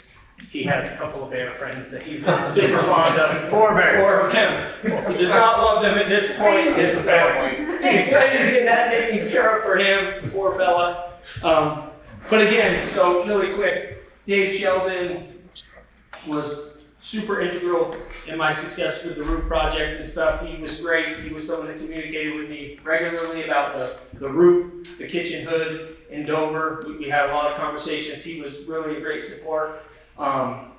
Mike Bingham at Leland Gray, I couldn't do what I do without Mike. Mike's an animal, and I love the guy. Pat and Billy too, like those guys regularly will go above and beyond in what they do. And I had Rex McAllister, Billy Cummings, and another gentleman for 4 days, and we went up to Wardsboro, and we stripped all those floors that were in dire need of it and refinished them, because those guys had done such a great job in their buildings that they had some free time to give me, and we did it over a weekend. And so we were able to like work as a district and support one another in these ways. And it just, those are the things that just make things tick for me. That's what makes me go. I love taking our 8 and 10 week windows and just doing everything humanly possible in those times with the amount of funding we have to do everything we can to make our buildings a better place. And thanks to your funding, and thanks to you principal's support, and Tracy's tolerance of me, because I continue to make things harder on her over there. With things that run into the start of school. We started last year with PCBs, and this year we started with a roof that wasn't finished. Randy walked into a project that, 2 days before school, we were putting the ceiling back in the hallway? The day before. It might have been the day before. We received at 3:30 p.m. before the first day of school, we received a pre-K license for Jamaica. So that ran a little bit late as well, but we got it done. Amazing things that happened. We found out there was a list of other things we had to do that had accidentally been left in the previous principal's email, and so nobody knew what they were, and then we got them. I picked up that day at WW some paint for Leland and Gray, and I got up there, and then on the list it said, there was some flaking paint that needed to be repainted, and it just so happened to be a gray paint. I'm like, goodness, it almost matches perfectly. One of the odds that I decided to pick that up, but now I need it, and so it was things like that came together. So we have a couple slides of pictures. Bob, here's your river valleys. I don't know how we got a video in there, Susan. I do, just in case you didn't know, I use other people's administrative assistants as much as humanly possible. So Sue helped me with this. She's awesome. I tend to use Joni also to look things over, make sure they're okay. So I Kind of afraid to press play on a on this. regular basis. She knows how it is.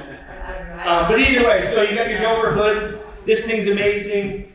Again, Shane, the food service manager there, has seen an uptick in student involvement and student participation in the food service program. I think there's 8 staff there that now are buying lunch every single day that previously weren't. And so just the little things there, the Great Wall of Dover, and their new playground. This is the hood from the roof. I had some pictures of the roof as well. We did 55% of the roof up there with a new Duralast product. It comes with a 20-year warranty. Oh, nice, very nice. That's fancy. That was not me. That's all Sue. So there that is Bob, and then they painted here's some of your playground stuff. Here's the really cool spinner. This is some of the flooring that was done. Again, this was some painting that was done here in Newbrook. Again, Pat, in both in Pat's case and in Billy's case in Townshend, Newbrook, they had gotten to where they were ahead of the game, and they, without even checking with me, they were, oh, by the way, I painted this room. Oh, by the way, I did this. Billy went, hey, can I work some hours this weekend? This teacher wants a room done. Okay, dude, well, if you want to go above and beyond for your people, I'm not going to stop that. Please do so. And so he did. He went in, he did a couple of extra rooms. He installed new blinds. We finished Townsend this year. We had done X number of rooms every year of doing some new blinds, and now every room has the cellular shades that you just kind of pull them down and they stay there, the cordless ones, which is great for pre-K. Again, the beautiful floor at Leland Gray with the logo in there that we paid for with food service money. And so, again, just being creative with the, it's okay, Lord. And I think I must have forgotten to send some, I had some pictures of the ERB project from Townsend and some of the ceiling that was there.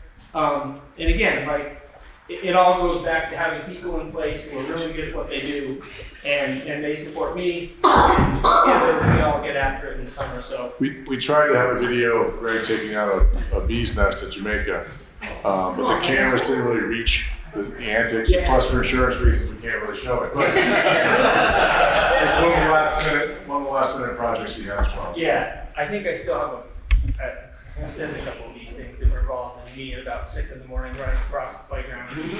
So I was a little concerned about how that was going. It wasn't pretty. But yeah, we do what we can. I mean, and in the midst of all this, you know, like I said, we found time to support another school. Painted a couple of offices, the central office, laid down some new floor with the superintendent's office to try to help with an odor that he has nothing to do with.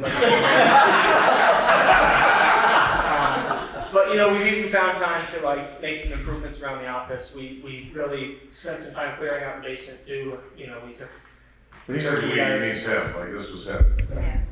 It's we. Yeah, by like 6:30 in the morning, there was a dumpster already filled. 15 yards, yeah. So we took 30 yards of trash out of the basement and just, and then we shredded, I think it was like 57 banker's boxes of old records. To shred was the foundation to hold that building on. No.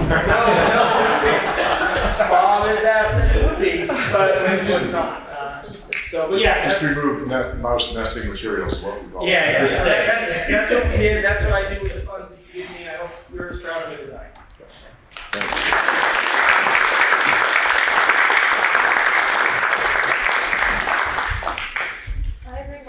So good to see you, and thank you so much for giving me some time, some listening ears. I'm Lindsay Turgeon-Brown. I use she, her pronouns, and I'm your SU-wide equity coordinator. So just some context for our new folks, the equity coordinator position was new last year. So in around 2021, there was an equity team. It was called a Jedi team, a story for another day. That came together and they were looking at equity across the SU. And so 2 years ago, they kind of went through a study, a qualitative study to look at, well, what does equity look like in our SU? And one of the outcomes of the study is, you know, we might need an equity leader to help us lead ourselves into the future with this equity work.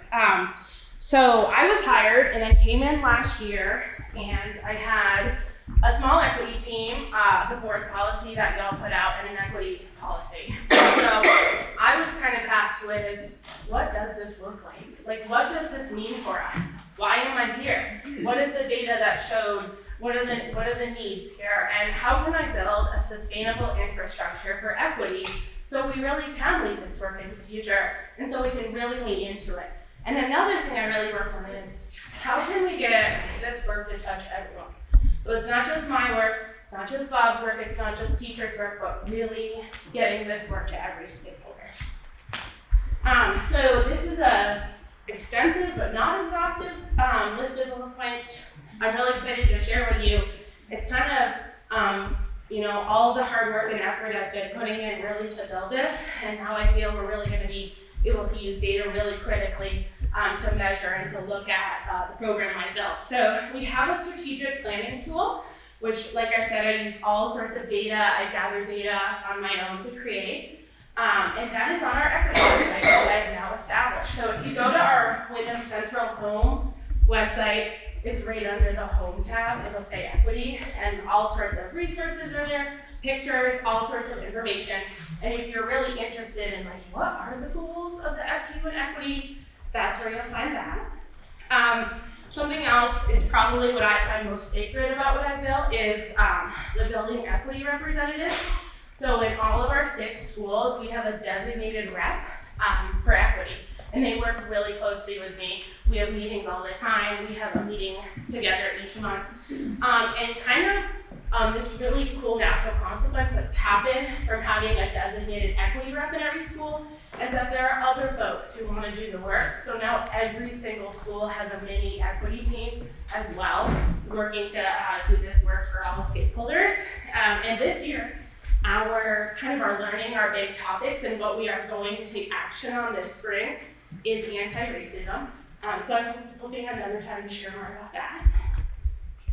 Another thing I'm really proud of, I guess I'm proud of everything, is that we have this cross-generational authentic youth-adult partnership. This is a high-leverage, evidence-based strategy for equity work, and essentially it's where we bring youth to the table, we bring adults in all positions to the table, and we mitigate power, and we look at data, we make decisions, we listen to each other, and we really come together. And this is, it's pretty unique to Southern Vermont, I would say, but I think it does set us apart across Vermont. A lot of data I had gotten before I took over the team was sometimes students will be in adult spaces, but they won't feel like they're really part of the space, they're just kind of there. So we worked really hard to make it so that the youth feel like they are truly contributing. I work with a lot of people on this team every month at leadership team meetings, building out our equity mindset. We have the older students on the equity team, so the high school, middle schoolers coming soon, going to the elementary schools, and they're gonna do some of that anti-racism work with the elementary classrooms. That's the cross-generational programming. We have affinity and identity spaces, we have queer spaces, we have BIPOC spaces, and we have cultural events happening at our middle high school. I'm part of the Vermont Network of Equity Professionals, which was a big part of my research, like what does an equity program look like in Vermont? And I found a lot of solidarity and support there. And then we've called in some other kind of organizations to help us. So we're working with the Vermont Students Anti-Racism Network, Outright Vermont, which is a queer space, and then the Justice Coalition.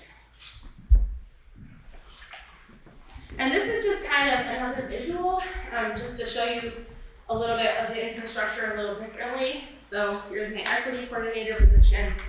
I do a lot of consulting with the leaders, principals. I take on some roles with the counselors and the social emotional learning. I do coaching to my equity team and my building reps.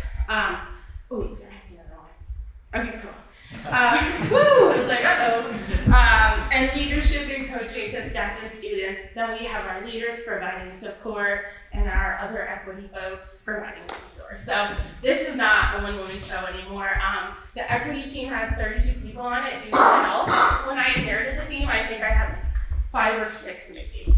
So I've really, really worked hard to build this from the ground up. I'm really excited for what we can do.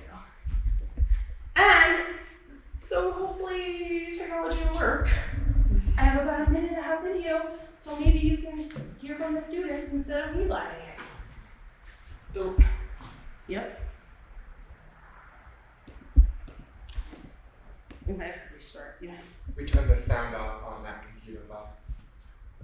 We also don't need to hold this up for this video. Yeah, so I don't need to keep this. You shouldn't need to have. We practice this too, because I can't help this. Bragging about fixing it. I have it playing through. This might be a moment where you put it in an email.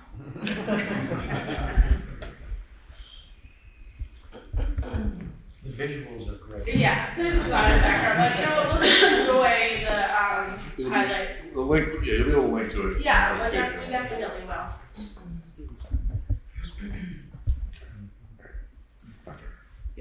I'm definitely gonna send it because it's more powerful, the song and the video at the end. But that's all for me. I hope we get to talk and I get to share more. Really so proud and ready to be here. And thank you for your time.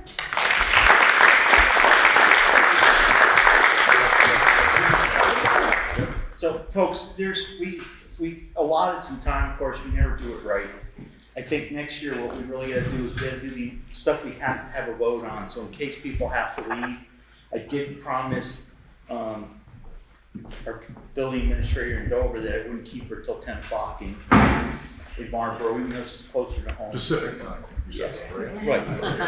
So we just have like 5 things that we have to actually vote on, so while we still have a really good quorum, I'd like to just hit these really quick, and then we're gonna go back to Stephanie, and then she take all the time she wants. Hey, you can do it for me too.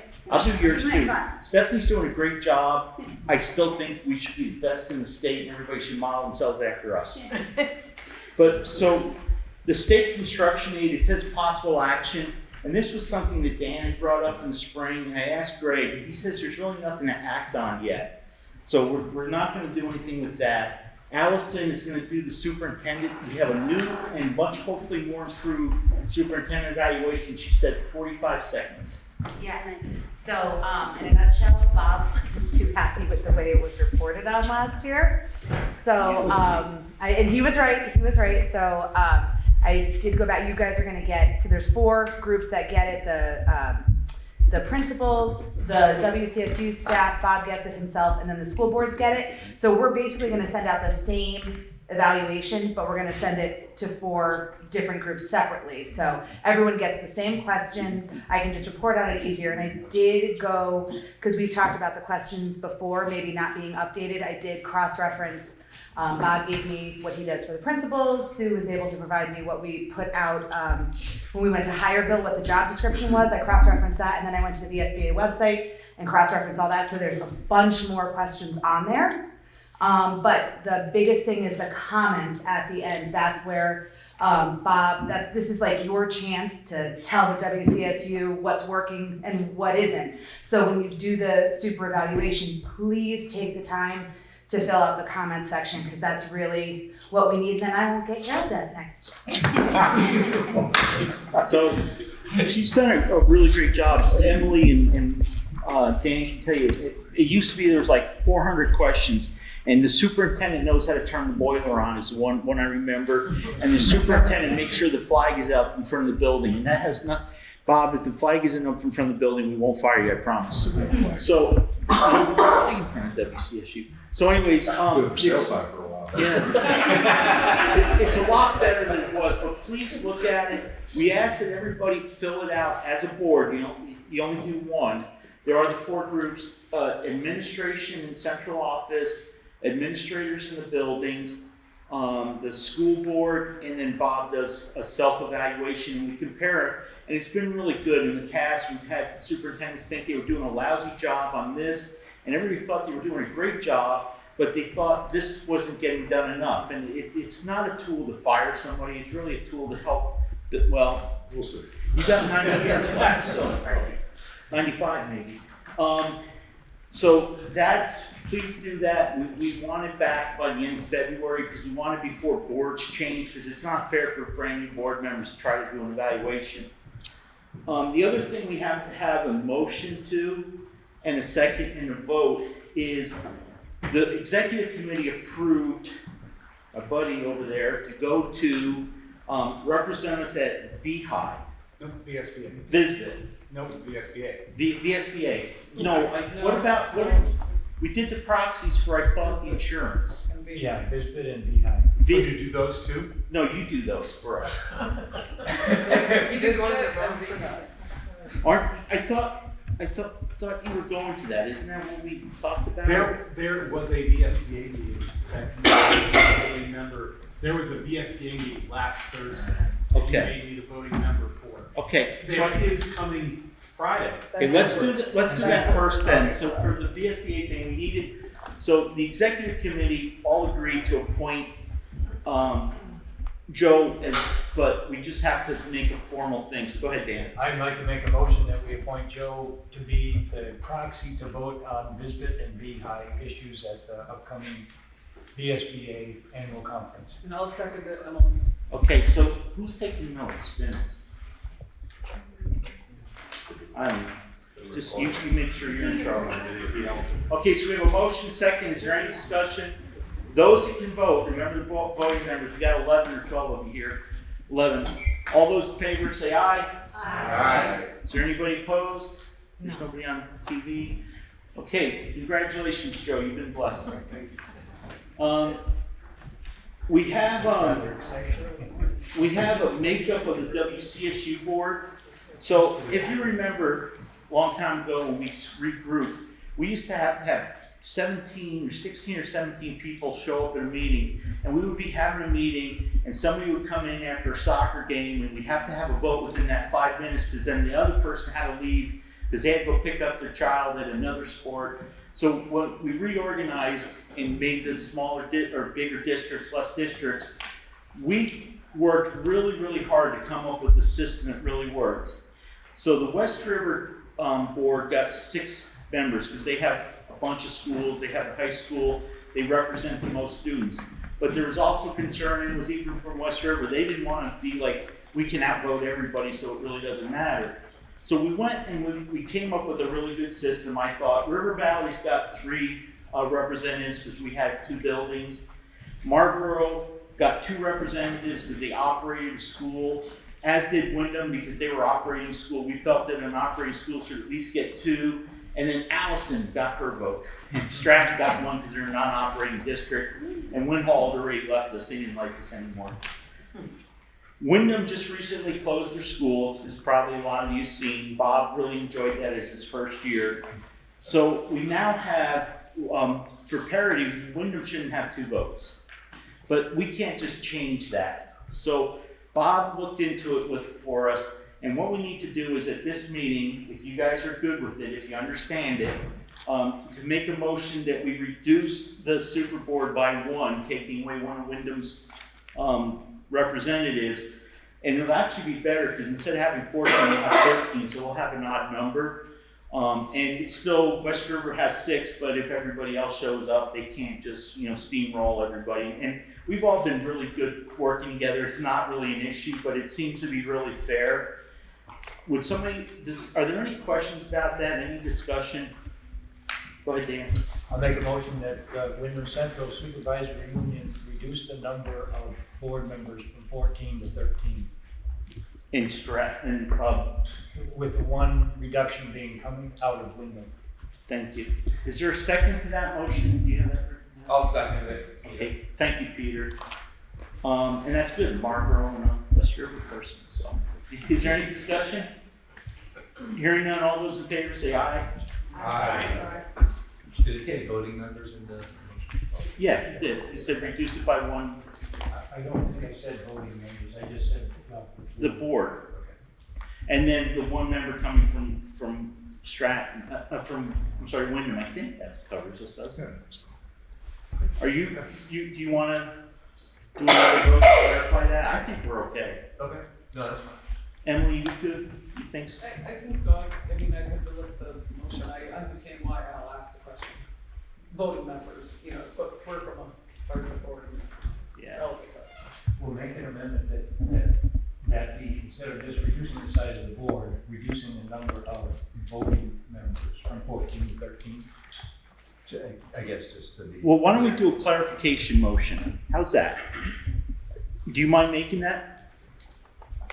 Yeah, so, I don't know who's keeping, It's gonna be probably off the recording. okay, is my so guess. my motion was meant to say that, my motion is to reduce the number of voting members on the Windham Central Supervisory Union Board from 14 to 13, with the reduction coming from the Windham district. Are you good with seconding that again, sir? Thank you. So Dan made the motion, Peter seconded it. Is there any discussion on that? I think it clarifies it, and it should, thank you, Al, it should make this foolproof with the state. No discussion, all those in favor say aye. Aye. Is there anybody opposed? No. No? Every time it comes out of my mouth. Sorry. You're not, she's not opposed, I'm sorry. So the motion passes unanimously with all those present. So does somebody have a list of who's here too? Do you have a list of? I've got a list. Yeah. Okay, so that makeup of the district, and we'll approve minutes next time. I think that's all the stuff. I just, before people start to leave, because we still have district and a bunch of other stuff. Lori, I really want to thank you for everything. I've had so much fun working with you. You're an amazing lady. I tried to steal her and tell her she shouldn't retire. She should come to work for me, but she said there's no way in heck. Not exactly. Give her gas. Yeah, I'll give you all the propane and water. Where's your gas, right? I'm full of gas. But anyways, Lori, thank you so much. And I just want to recognize really quickly, there's a bunch of new administrators here, and a lot of them have moved up. I think with Heidi moving up too, I really am proud of this district, how we work to build capacity and bring people up. So I want to recognize Heidi, thank you. We have 2 new principals you have principal and dean of students at Leland Gray, I believe. Assistant principal, you have a new principal in Townshend. And then you got Scotty, the old timer.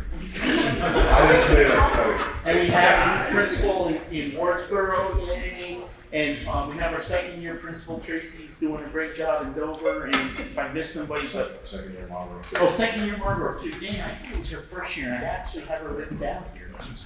I'm sorry. I think I covered everybody. So what we're gonna do is we're just gonna finish out the night with your presentation. If you do need to leave because it's late, we have nothing else we need to do, so don't feel that you have to stay. But if you are going to, there are goodie takeout doggy bag boxes for leftovers. So, and we will turn it over to Stephanie. And our budget meeting is November 20th at Leland Gray. Be there or be square. Okay. Thank you. All right, so I am Stephanie Hancock. I'm the Director of Student Services. He's a tough act to follow up here, so. And I have 3 slides, so very brief. So these are, so okay if I stand in front of you? Okay, special education, multi-tiered system of support focus that we have had. So the first one is the continuation of RTI and PSW, that's response to intervention and how to strengths and weaknesses. Those are rules and regulation changes that occurred over the last couple of years through Vermont Agency of Education, and has had a trickle backwards effect on all these systems. So thanks everybody for your patience and as we learn to create new systems within that. The rules and regulations also added functional skills as an area of adverse effect. And we do have a few students for whom that's their only area of adverse effect. So we've had a few students qualify under that area. With any new change, then you have to figure out who's going to do that service. And so we decided this year to have our behavior specialist who oversees social, emotional, behavioral supports through the supervisory unit, oversee our school-wide paraeducators who are primarily the ones implementing the evidence and research-based interventions for the specially designed instruction under that. The next area is social, emotional learning and behavior. And this is just a very beginning piece of things. So when we think in terms of multi-tiered systems of supports and layers, special education is the more intensive side, or kids who struggle most with skill.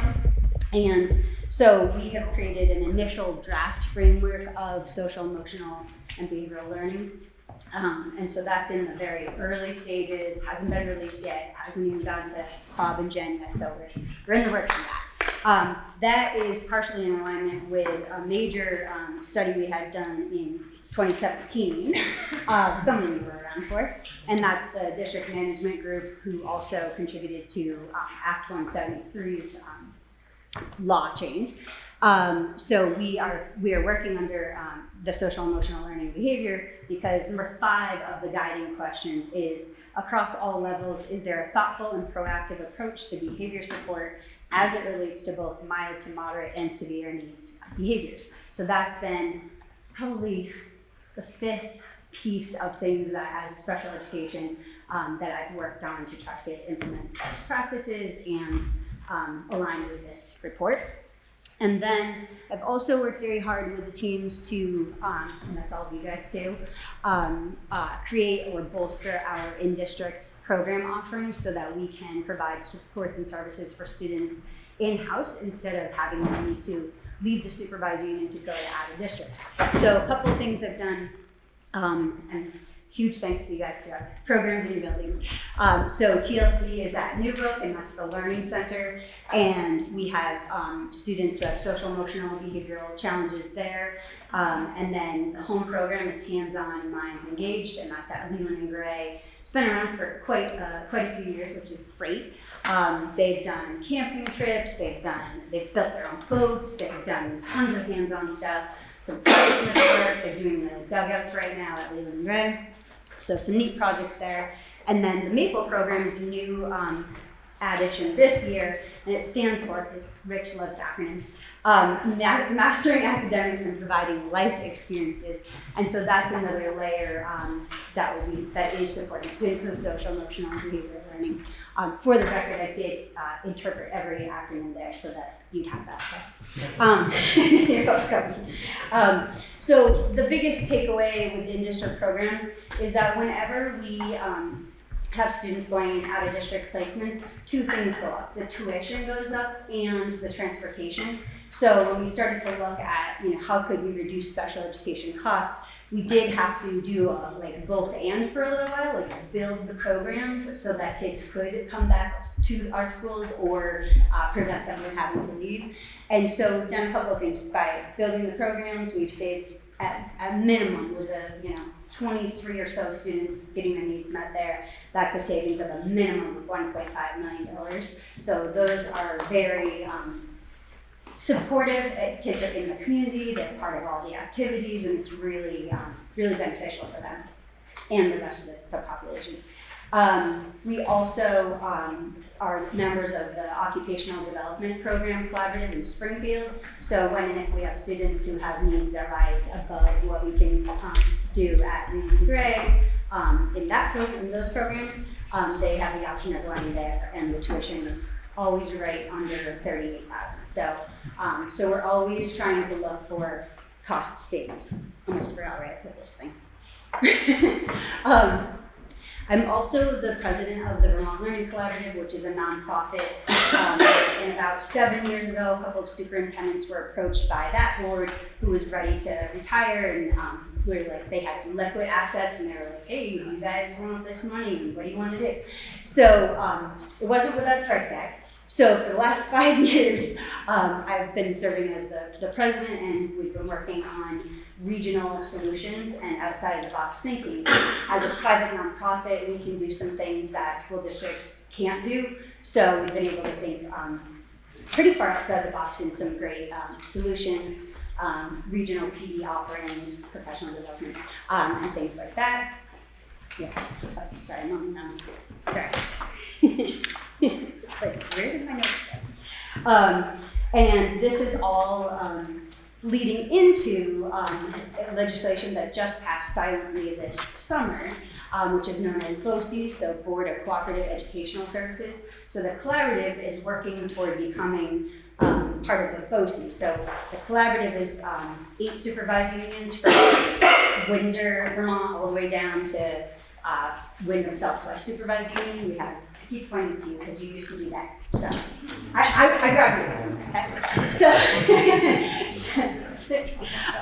So 8 supervisory unions working together in the regional collaborative, and so 2 or more of those supervisory unions could merge together, not full supervisory unions, but to become a BOCES, so they could work together under the school district kind of model to create programming options, purchasing, all kinds of different supports and services. So you'll have to stay tuned for that. But we know that the AOE isn't quite ready to support the process, but we felt in the spirit of let's do it the way we want to and say, here's what we want to do.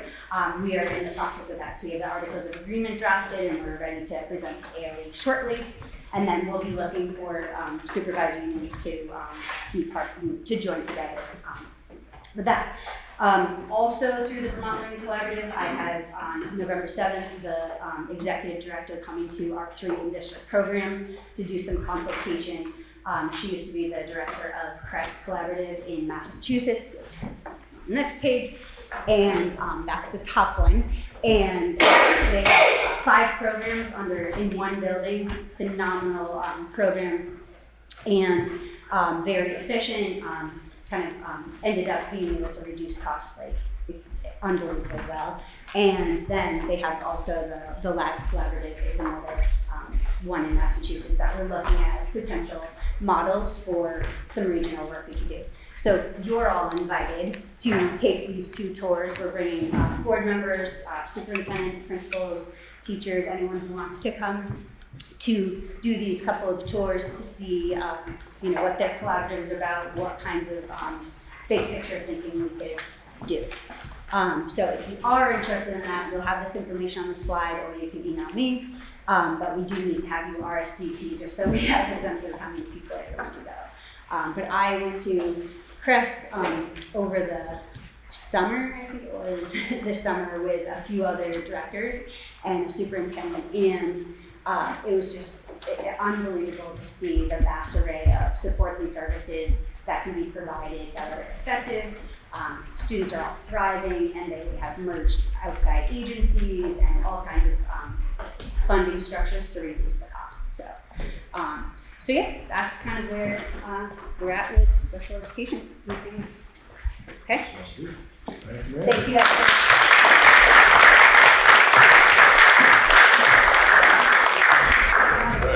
And so next we're gonna jump into the districts. And so to try to speed it up a little bit this year, we're doing it by districts instead of usually by schools. Although Marlboro is, it's one the same, right? So. It's just one slide. Oh, there you go. There it is. So you're in Marlboro, isn't it great? So we talked a lot today about data and all of these really important things, and what we're growing here are wonderful human beings. And so some of the ways that we're doing that are by having Cuban musicians come and play, and an Irish group from students from Ireland come and play for our kids. Our 7th and 8th graders traveling to the White Mountains together, and then to Washington, D.C. later this school year. What I'm very proud of is our restorative practices work. It's been a multi-year project. This year, our art teacher has taken 1 day a week to be a coordinator of these practices and is training our junior high to really lead them, which is what we want. We want to grow humans who know how to talk to each other in supportive and caring ways, and to resolve issues in ways that aren't punitive but are restorative. So I'm really very, very proud of that work. And my goals for this year have really been around, one, taking down the walls between teachers so that folks are talking and working together and supporting each other, and also taking down the invisible wall that was created by COVID and has caused us to not have the same relationships with our families. So we had our first very successful family meeting, family and teacher meeting on Monday with a lot of really great energy and ideas. And I'm just very proud to be at a school where I can truly say that my values are consistent with the values of this place where I am, and I think that they see that in me as well. So I'm so happy to be here, and I'm so happy to share the Outback with you, because it is Outback. It is not Australian at all. I did promise a dingo-free evening. So. Yes, there goes. I'm sure I've forgotten anything. We are doing ego, we are doing bridges, but the most important thing we're doing is connecting and growing critical thinking, caring human beings.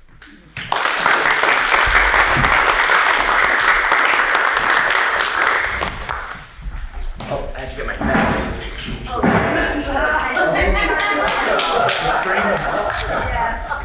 Randy, you also need a pencil. I don't have one. All right, enough about me. I'm Scotty Toshing, I'm school principal at Newbrook Elementary School. And I'm Randy Litchmaller, school principal at Townshend Elementary School. Want to go to the next slide, Randy? I'm happy to, Scotty. We have a lot up here, and you guys, we know that you can read, and we have very little time. I just want to say this is my 11th year here, and the reason why I've been here for 11 years is because of all the stuff you've already heard already. Just as a really, and I know you've heard a lot about it, but our EL implementation has really been like the top of my list all year long. And I actually from last spring, when Jen started preparing the leadership for the implementation. It has gone stunningly well, and my teachers are on board. It's really hard work because it's a paradigm shift, new materials, new structures, new protocols, everything is new. It's really a new way to teach. And I'm extremely proud of what's happening in our buildings. And by the way, I love working with Randy. I miss you, Renee. I love working with Randy. We really work well together, and we're really trying to make our schools more efficient. We're also kind of thinking about the future and what might happen, and then we're trying to have our teachers collaborate more, our grade level teachers, because we know hopefully one day they'll be working together, maybe in the same building.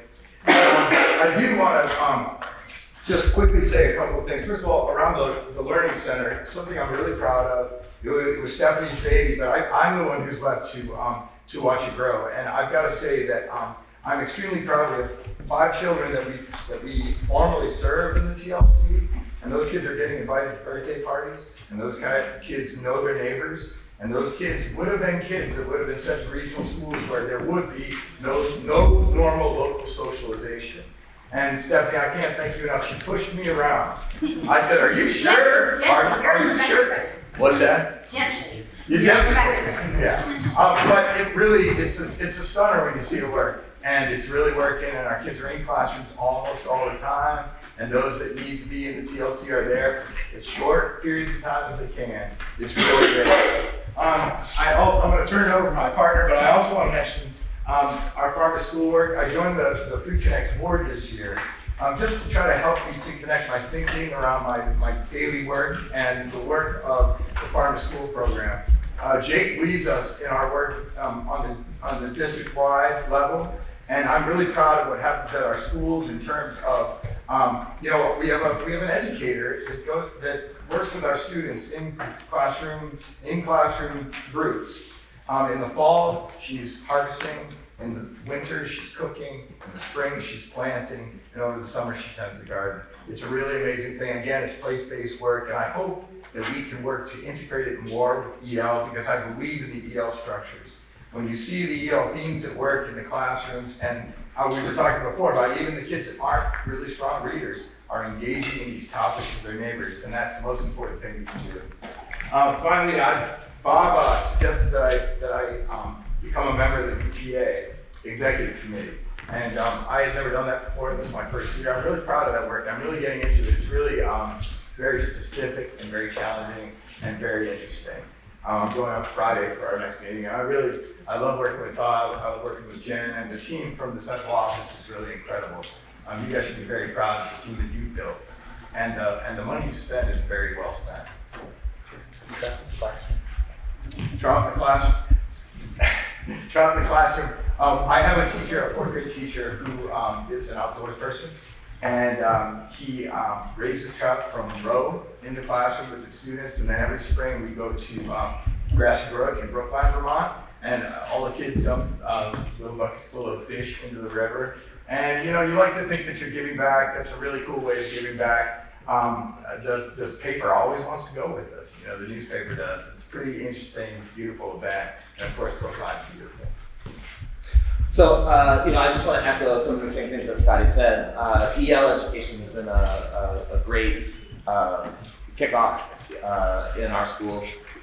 It is a challenge for teachers and students alike, but it's a great stretch. And they've been rising to the occasion, both teachers and students alike. And I think it's off to a great start, and I can't wait to see how it continues. The things that you'll see listed on our slide, you'll see at the top, there are things that are Townshend and Newbrook similar, and then we each have some things that contributes to our school's cultures.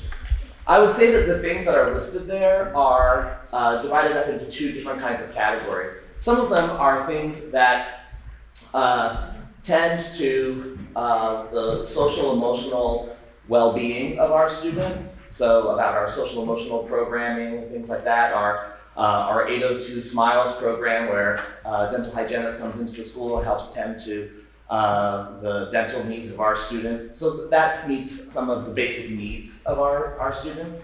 And then some of the other things are things that really address more of the culture of our schools. And those are the things that, if you think back to your elementary school experiences, the things that you remember the most are probably not that amazing math worksheet from 4th grade, right? Or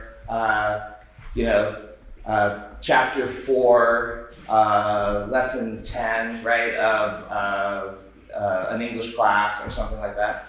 But the things that you remember are that great field trip that you took in 3rd grade, or the time that a teacher in 2nd grade really worked through a tricky thing with you in math and stuck with it with you and helped you persevere in second grade. Or that project-based learning project where you took a shoebox and some glue and popsicle sticks and a pair of your mother's old pantyhose and you fashioned something together, right? Like those are the sorts of things. Or when a speaker came in and you first learned about a career, as a firefighter or something, right? Like those experiences that you had that made school exciting and made it memorable for you. And that's a lot of those extra things those experiences that we're providing for kids that makes school exciting and makes school worth going to. And so those are a lot of the experiences that we've included there for you to check out. Thank you, guys.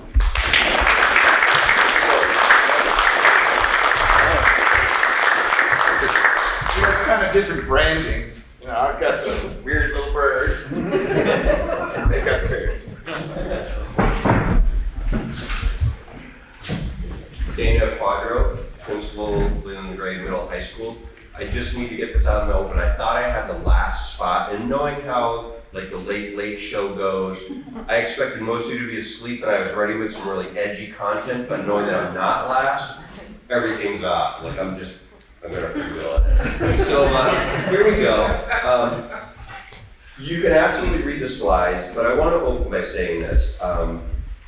Jen and Bob have worked with me through the past couple of years and said things like, oh, it'll take you, your career to accomplish that, and make sure you do one thing at a time and do it really well. So I just want to open by saying, we actually are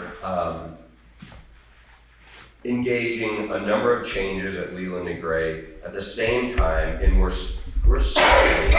slowly, but moving forward with a number of initiatives, and it's happening because the teaching staff organize themselves into 4 committees, and they are routinely doing work, and they are impacting the day-to-day experience at our school. They're working hard. They teach, they coach, and now we're doing committees which are driving change within the school. It's impressive. I'm not saying it out loud to jinx it because I do believe we're going to continue the momentum, but I just want people to be aware that there's a lot of change happening at once at Leland and Gray. And I'm not going to talk about what's coming. What's on the slides is actually what's in place. One thing I would highlight is we are working on our sense of belonging and community with our students. We need to play to our strengths. We're a smaller school, so we really are developing our lens to pay attention to every single student, to know who they are, to know what their dreams are, to value them as a person, and to support them as a young person who's figuring out how to navigate systems, friends, life, choices, and future. One way that we're doing that, we have high school advisory working. And I did a tour through the school. Our high school students were in circles facing one another, having conversations that were light but also vulnerable. I think that speaks to both the quality of the staff that we have in the building, but also let's talk about the students. We have great students in our building, and it is a privilege to work with them. And I think the next slide, we also need to focus on learning. We're doing a lot of work with our students to make sure that they understand that we believe in them, that we're not going to quit on them, and that we are going to push them to their absolutely top, highest capabilities. Every student needs to be graduating and pursuing whatever it is that they've chosen to. And so we have personalized learning portfolios engage grades 6 to 12 in different ways and capacities. I know 6th grade students have prepared evidence for their parents at parent-teacher conferences. And I know that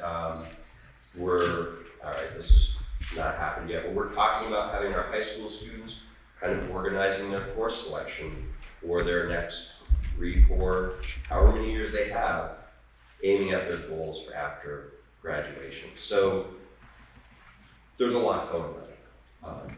The teachers are doing an incredible amount of work around this.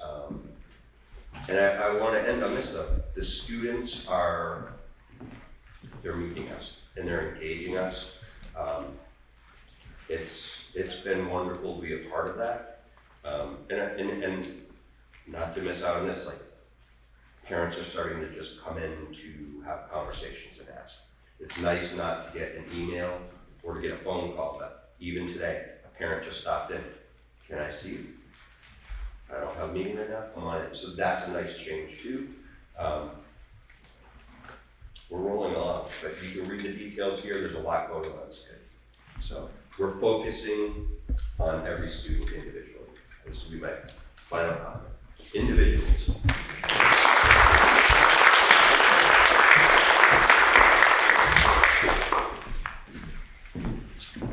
River Valleys. We got one slide. You can just click it for us. I'm Tracy Gamache, the principal at the Dover School. I am Francesca Palumbo, principal at Wardsboro School.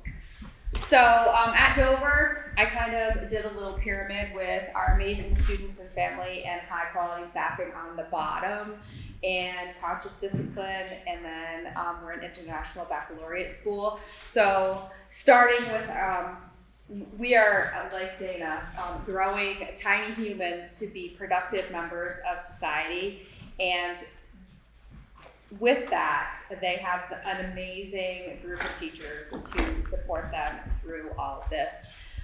We use the social emotional philosophy called conscious discipline, which teaches them how to regulate their emotions, teaches them how to recognize their emotions, and we have leaps and bounds in problem-solving skills with our tiny humans that is pretty profound. We love EL education, and we had just at a staff meeting the other day, we were talking about the transition for Dover School into EL was pretty seamless because the International Baccalaureate program is an inquiry-based program as well. And so while some of the content has changed, teachers feel really strongly that the concepts that stay the same and the themes that stay the same is that thread that we were missing to make the International Baccalaureate program really thrive. And so with EL, we are loving it, and we still do bridges, and we're creating great tiny humans to be productive members of society. All right. Well, at Wardsboro School, I will echo all my colleagues about EL. It's hard work, but it's good work. I think we've been, among other things, focusing a lot on habits of character, which really aligns well with SEL. We talk a lot about perseverance and compassion and empathy. We include it in our morning announcements. We include it in our day-to-day language. So kids are hearing it a lot. You really smile when you hear another kid say, "Oh, you're really persevering." So they're learning that vocabulary and they're understanding it. We're also a STEAM school. They've been working a lot on exploring different materials. This year we're taking a leap and going that next step, and we're starting a school-wide project called Smart Lamp. And so every kid will get a little kit. They learn electronics, they learn music composition, they learn lighting, and they'll create their own little smart lamp.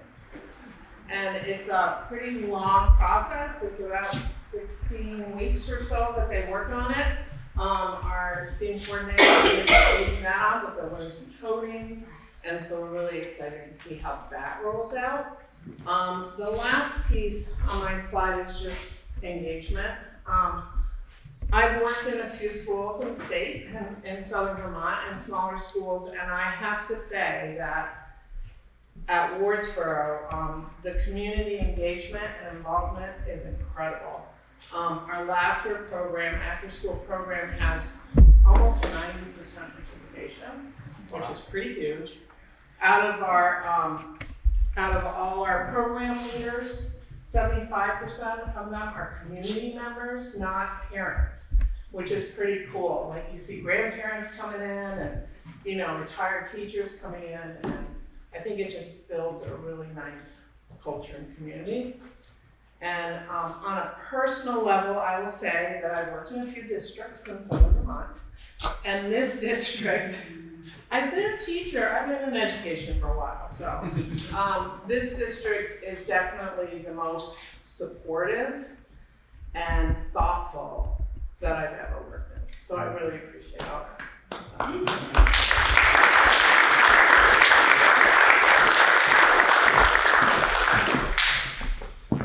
All right. You know, the Stratton School District, I asked Allison, what do you want me to say about the? Doing awesome. We're doing great. And so Buildings are greater. no PCBs, no transportation problems, everything's great. No behavioral incidents. No behavioral incidents.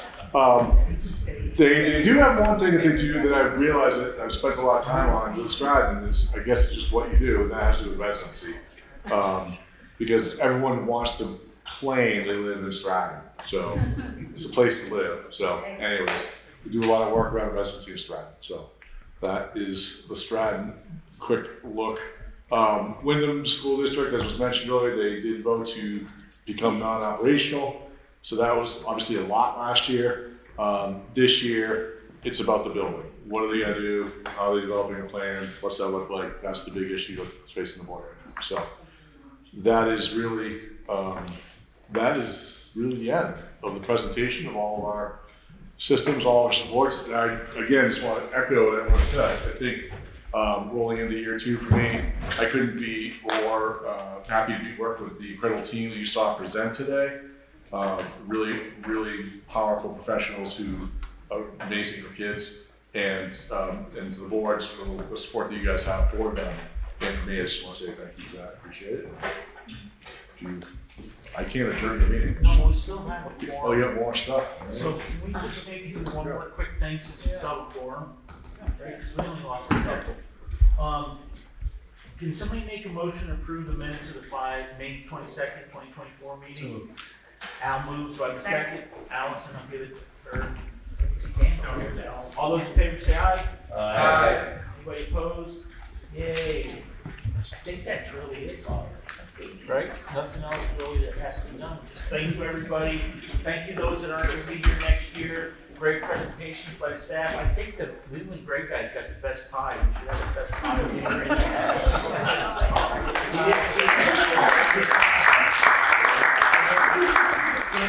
Motion to adjourn? Motion to adjourn. Thank you, sir. All those in favor say aye. Don't forget to hit the food table when everybody out the door.